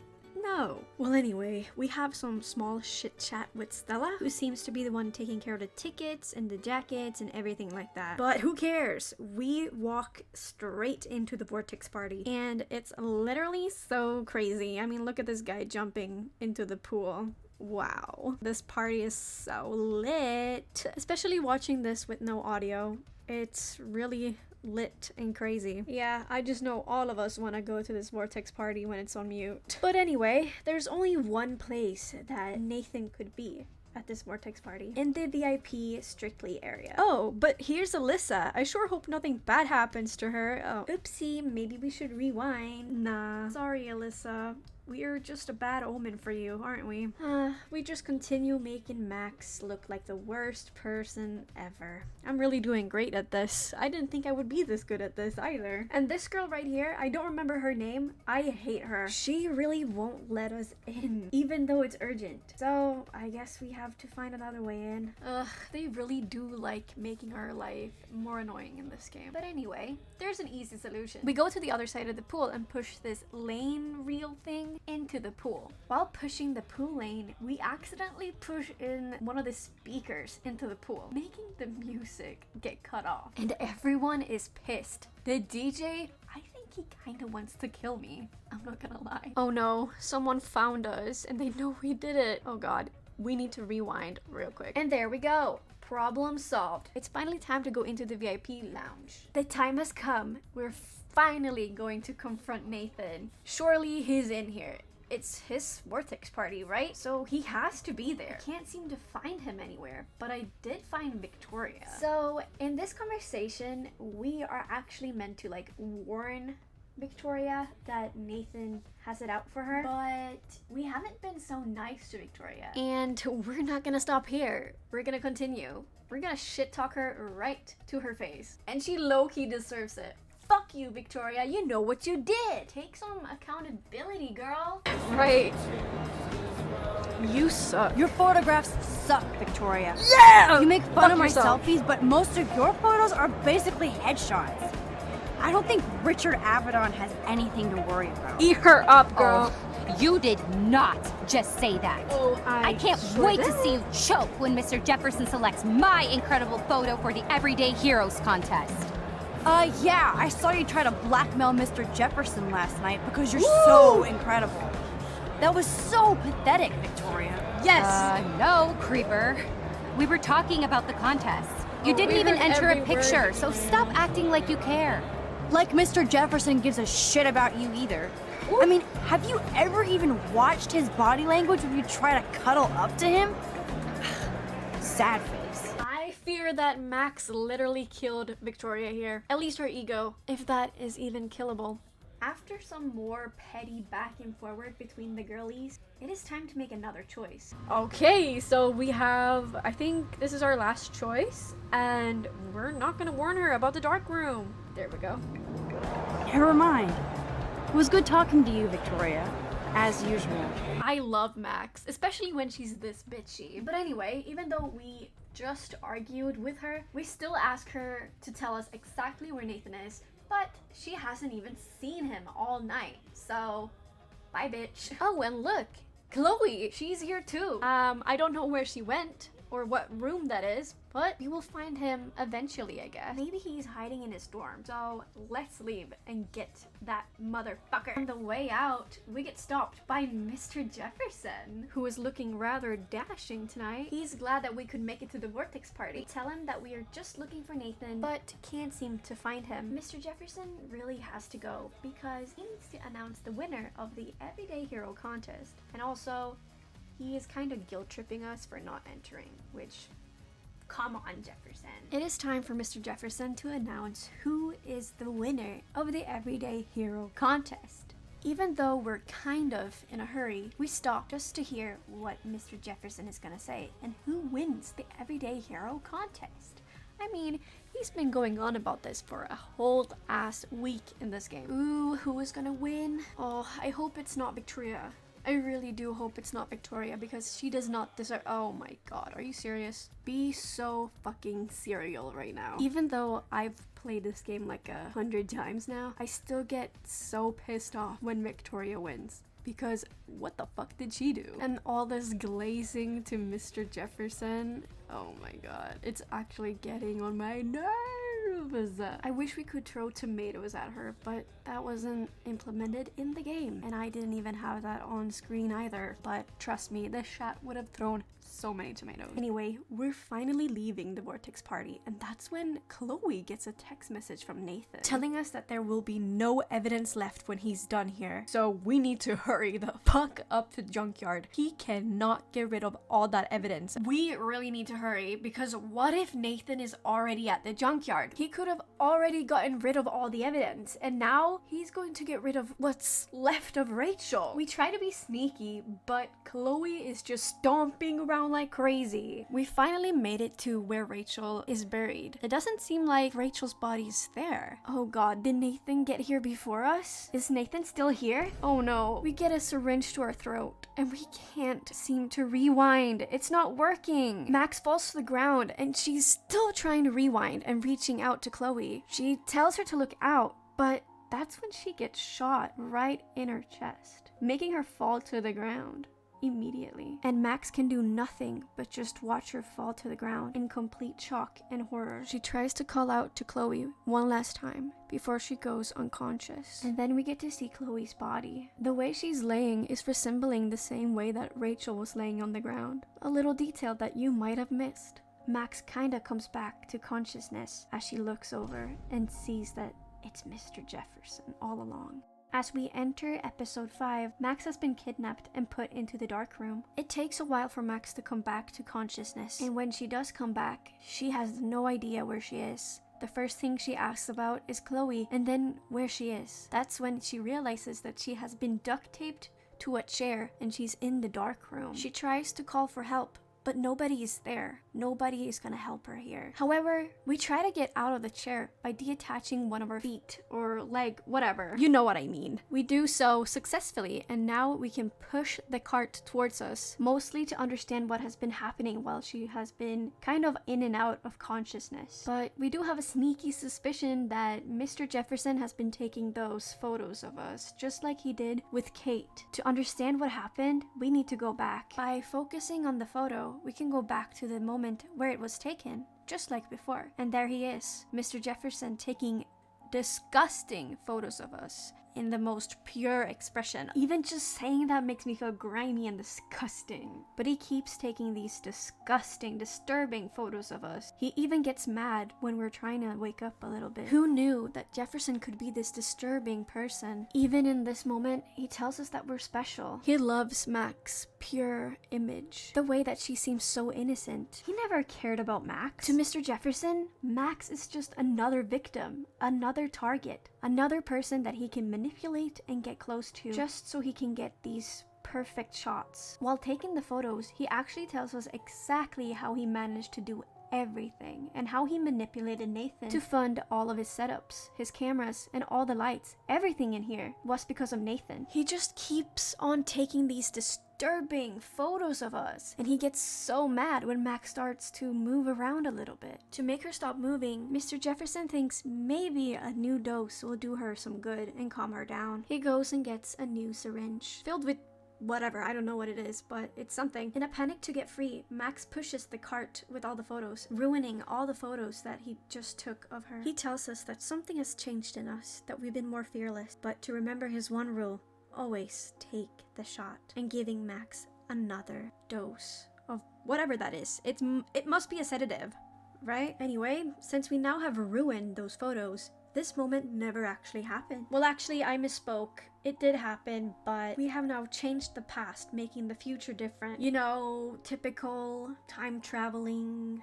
rewinding, fixing, doing stuff. But here we are. We are still in the dark room, however. We are still stuck to this chair, but there's something right in front of us, another photo, and we look more awake in that photo. Maybe we could try rewinding to that photo as well. Holy shit, flashbang! But we're back, and he's still taking photos of us. What a surprise, really. He then starts talking about Victoria and how she would kill to be in her place.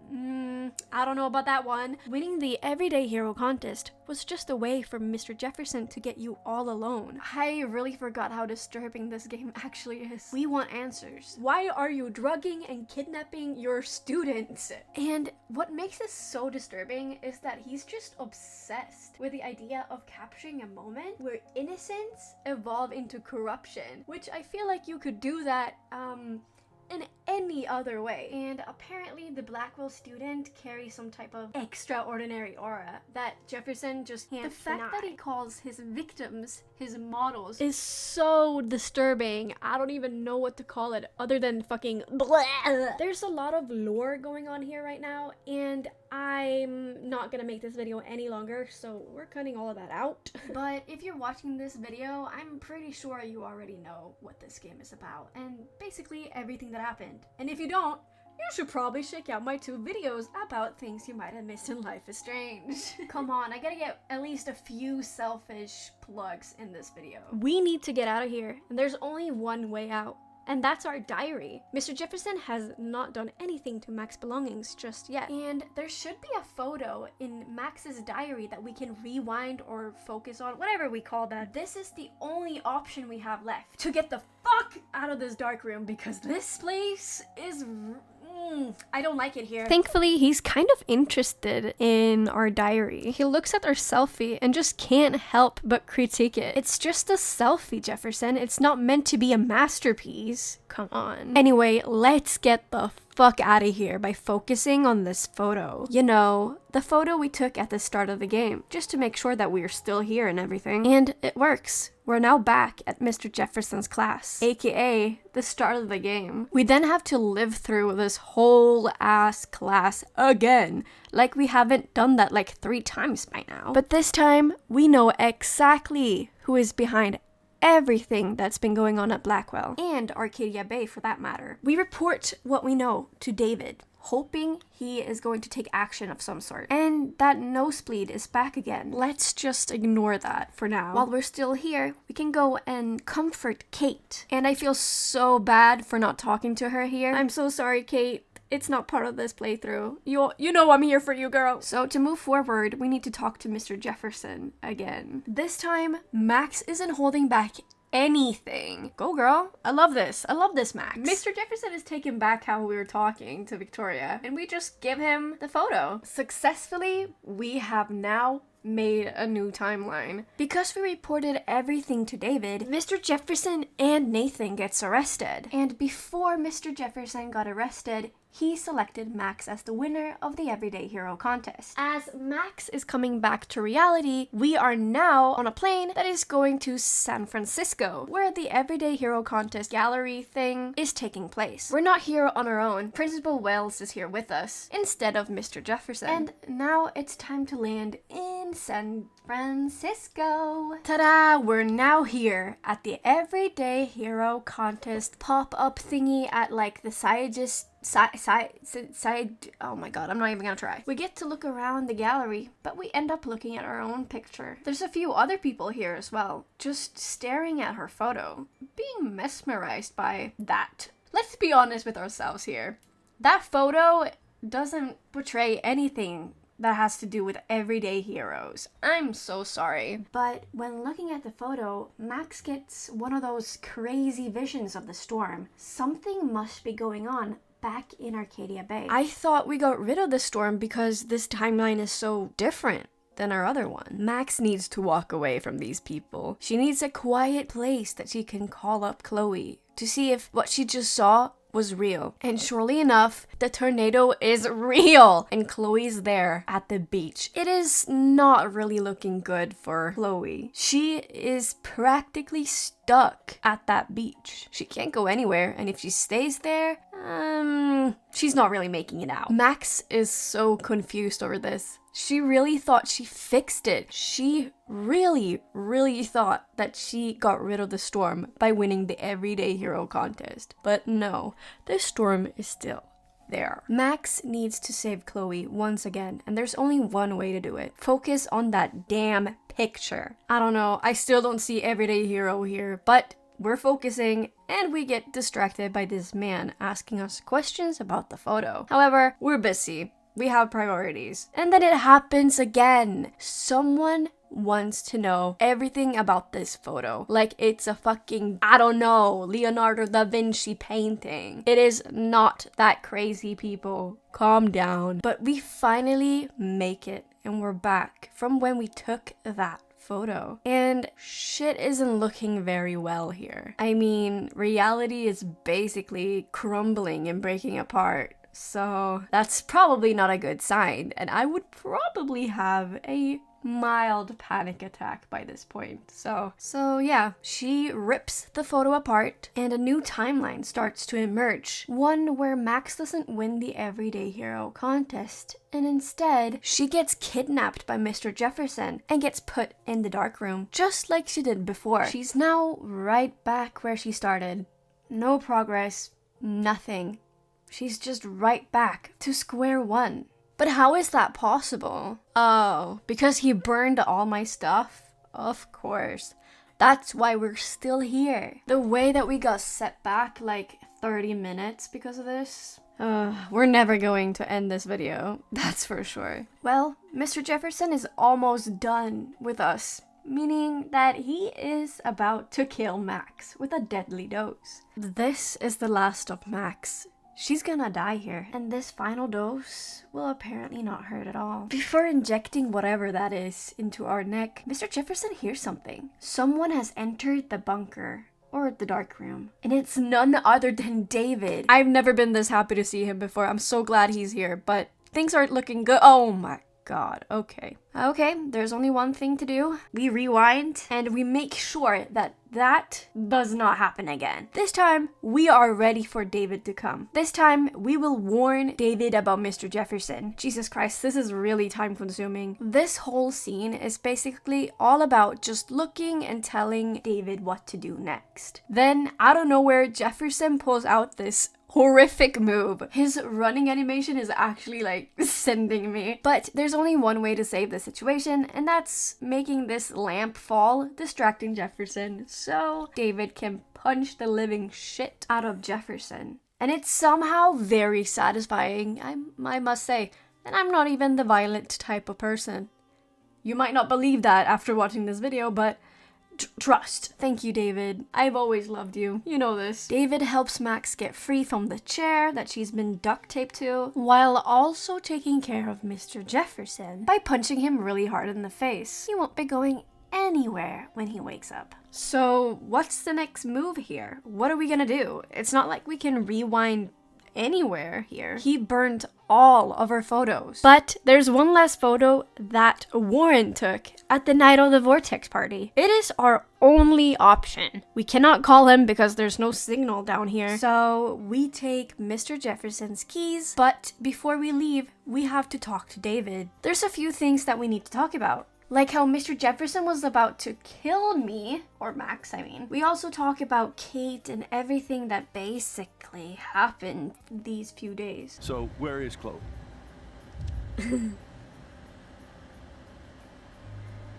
So, we have a choice here, guys. There's either we tell the truth or we hide the truth. If we want to kill Jefferson, I think we have to tell him the truth, because otherwise there wouldn't be a reason to kill him. You know what I mean?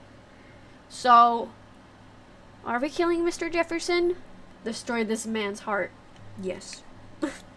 We're gonna do it. David. I'm doing it. We're killing him. Dead. This isn't happening. You can't. No, God. Not Chloe. Sorry, David. It's just how things are in this playthrough. I know I need to excuse myself every single time, but this also results in David shooting Mr. Jefferson, which is also a good thing for this playthrough. That's another kill for the kill counter. I think this was one of the times that Shat and I were on the same wavelength. We were very happy that Mr. Jefferson was dead, but we have places to be. We need to get to Warren. He is our only option left that we have. So we get the fuck out of the dark room. We go outside, and surely enough, the storm is actually crazy. And somehow she has a signal, which is crazy because I've been in worse conditions, or actually better conditions, and the internet has been shit. Well, anyway, less about me, more about this game. So we need to know if he still has that photo. Sure enough, he does. So we ask him where the fuck he is. He is at the Two Whale Diner. He is basically trapped in there with Joyce, but Max is like, okay, bet I'm on my way. So it's time to get in the car and get going, cause, you know, this storm is probably not getting any better. Somehow we make it safely to the diner, and look at the state of this place. Like, are you seeing this? There's cars everywhere. It looks crazy. And look at that tornado. That is a warning 100. But Max has made it, and we finally get to go around and see the damage, basically. So first of all, we have this guy who's stuck underneath a car, a truck, whatever. We're not gonna help him. We're just moving forward, making us get another kill. Also, while walking, we almost get killed ourselves. Obviously, we can't let that happen, but right in front of us, there's Evan, who's taking photos, and we're just gonna let him die as well. Yay! And also, I completely forgot about Alyssa, but she's dead anyway, so it doesn't really matter. Anyway, so here we are. We are now at this little area right here. I don't know what this actually is meant to be, but it looks like some type of store. I'm not sure why, but this place is burning for some reason. We obviously need to take care of that. By turning on the sprinklers, or whatever it's called, we successfully put out the fire. And at the same time, we accidentally electrocute this guy right here. So yeah, we get another kill here as well. God, how many kills are we even on at this point? Oh, yeah, okay, that was actually more than I thought. Wow. This doesn't feel that good, honestly.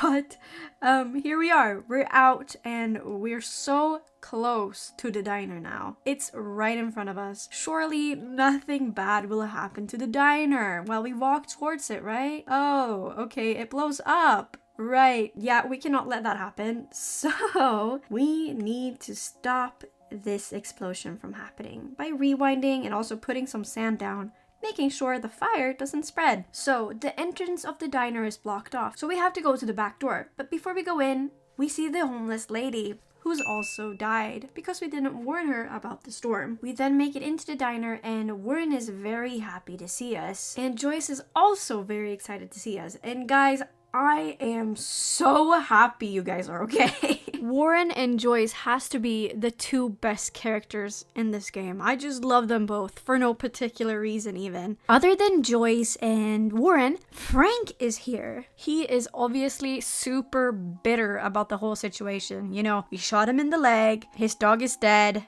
and we're about to die, basically. As you could assume, he's a little bit curious if we found anything about Rachel, and we did. We tell him that Rachel is dead. Frank obviously doesn't believe us. She just left town. There's no way she's dead. He wonders how we know for sure that she's dead. And we tell him everything we know. You know, about that creepy photo. And we also found out that he's been using Nathan to drug and photograph Blackwell students. And Frank, yeah, he's a part of all of it. Like, actually a part of it. He's the one who gave Nathan the drugs. So when you put 1 and 2 together, Frank is the only reason why his underage girlfriend is now dead. Yeah, let that sink in.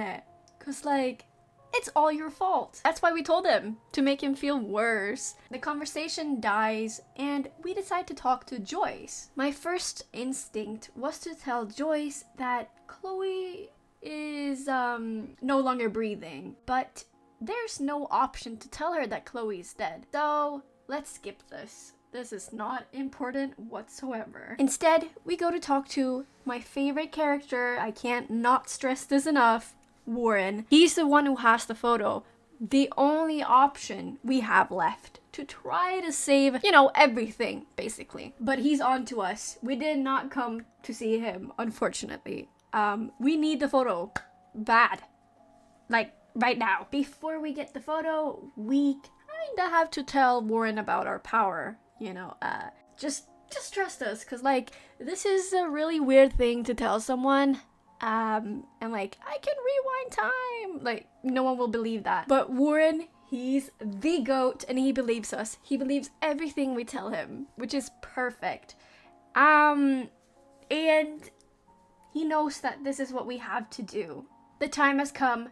We need to focus on the photo. While trying to do so, Warren kind of interrupts us.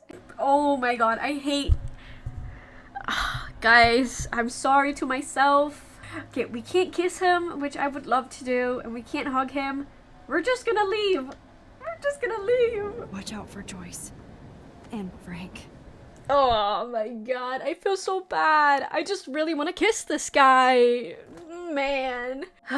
Whatever. I guess this works. And here we go. We finally can focus on the photo and get back to the night of the Vortex party. Oh my goodness, we are so back. Everyone is safe so far.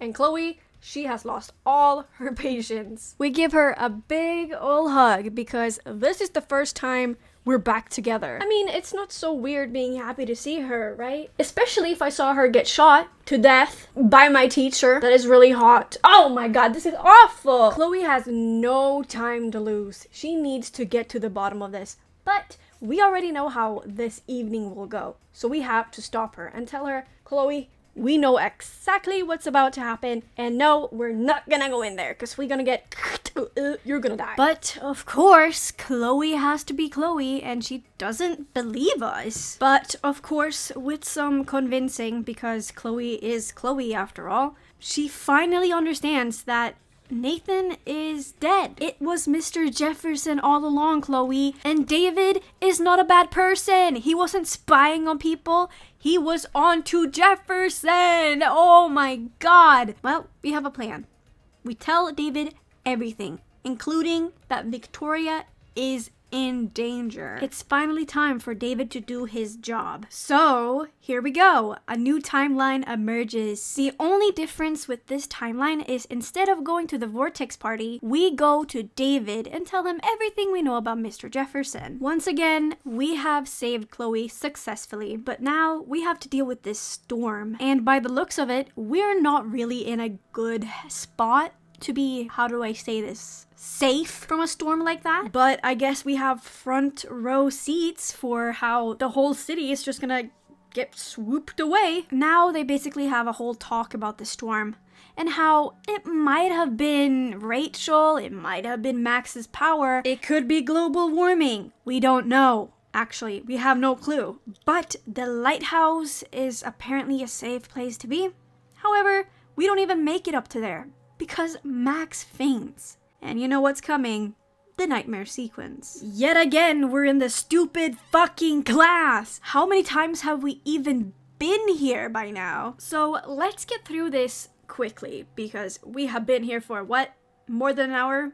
Probably. I don't know yet. So there's basically nothing special that happens in this sequence other than birds are hitting the windows. I don't know if this is like symbolism or anything, but it is actually quite horrific. And suddenly she's all alone in the classroom. Like literally everyone's gone. She might have fucked up time, like for good. By looking around the classroom, we can see that Kate's desk has a blood stain on it. So yeah, that's basically it. Before we leave, we get stopped by invisible Mr. Jefferson. What do you want, Jefferson? God, no! We don't want to be in your dark room forever. This guy just gets worse every single time. And I know, this is the nightmare sequence. Nothing that happens here is based in anything but Max insecurities, fears, and all those other stuff. But this is fucked up. Max, you have a weird imagination. That's all I'm gonna say. I call this part of the game the doors. We basically need to go through a lot of doors. But first of all, we need to talk to Kate before we can go into any doors. Just like that. And now we go into that door, and then we go into that door, and then we go into that door, and we take this key, and then we go in there, and then we go here, and then we go there, and then we go in there, and now we're Victoria for some reason, and now we're Max, and then we take a photo, and then we're back to the start of the game, but everything is in reverse. What the fuck is going on here? But we make our way over to the skeleton and take a photo, and then we go through this bathroom door. And she goes into the light, and everything is fine. Just kidding. We are actually now in the nightmare sequence. This is the part where we get chased by Mr. Jefferson and everything is actually fucking horrific.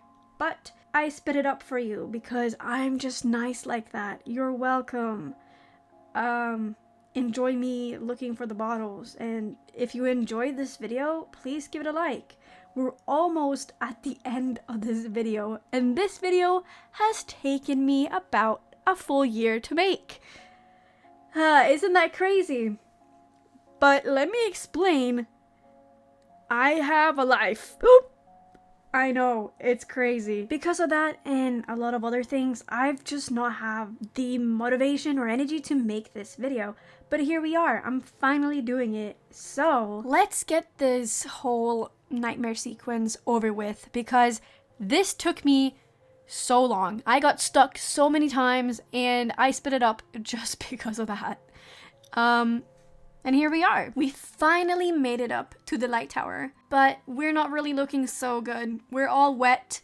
We're gonna get sick because of this. It's gonna be a wicked cold.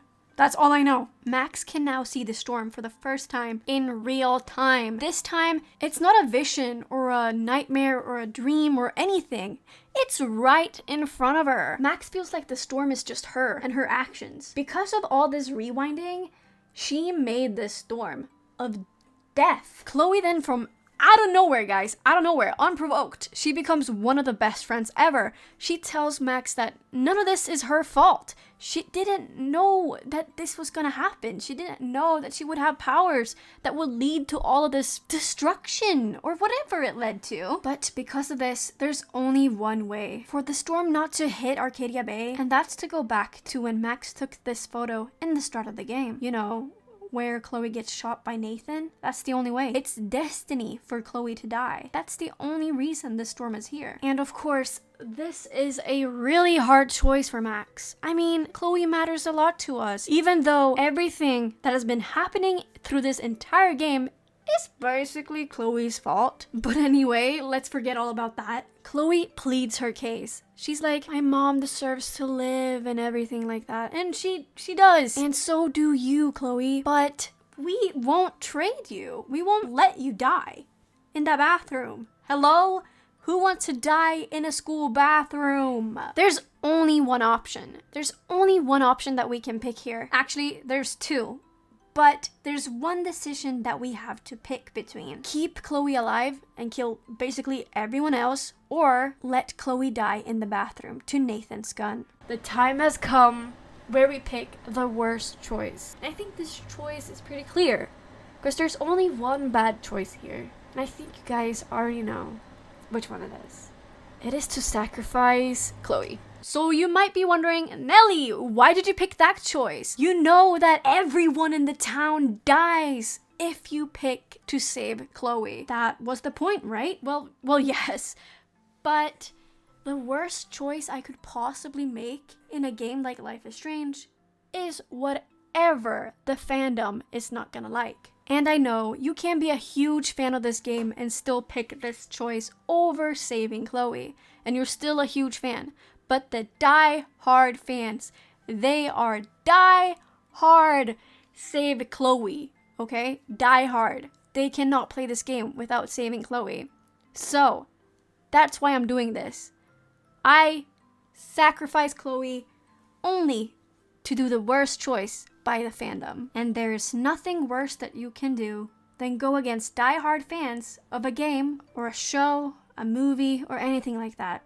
That is literally the worst thing you can do to the fandom, especially when it's emotionally charged, just like this ending. And that's the end of this video. Thank you so much from the bottom of my heart for watching this video.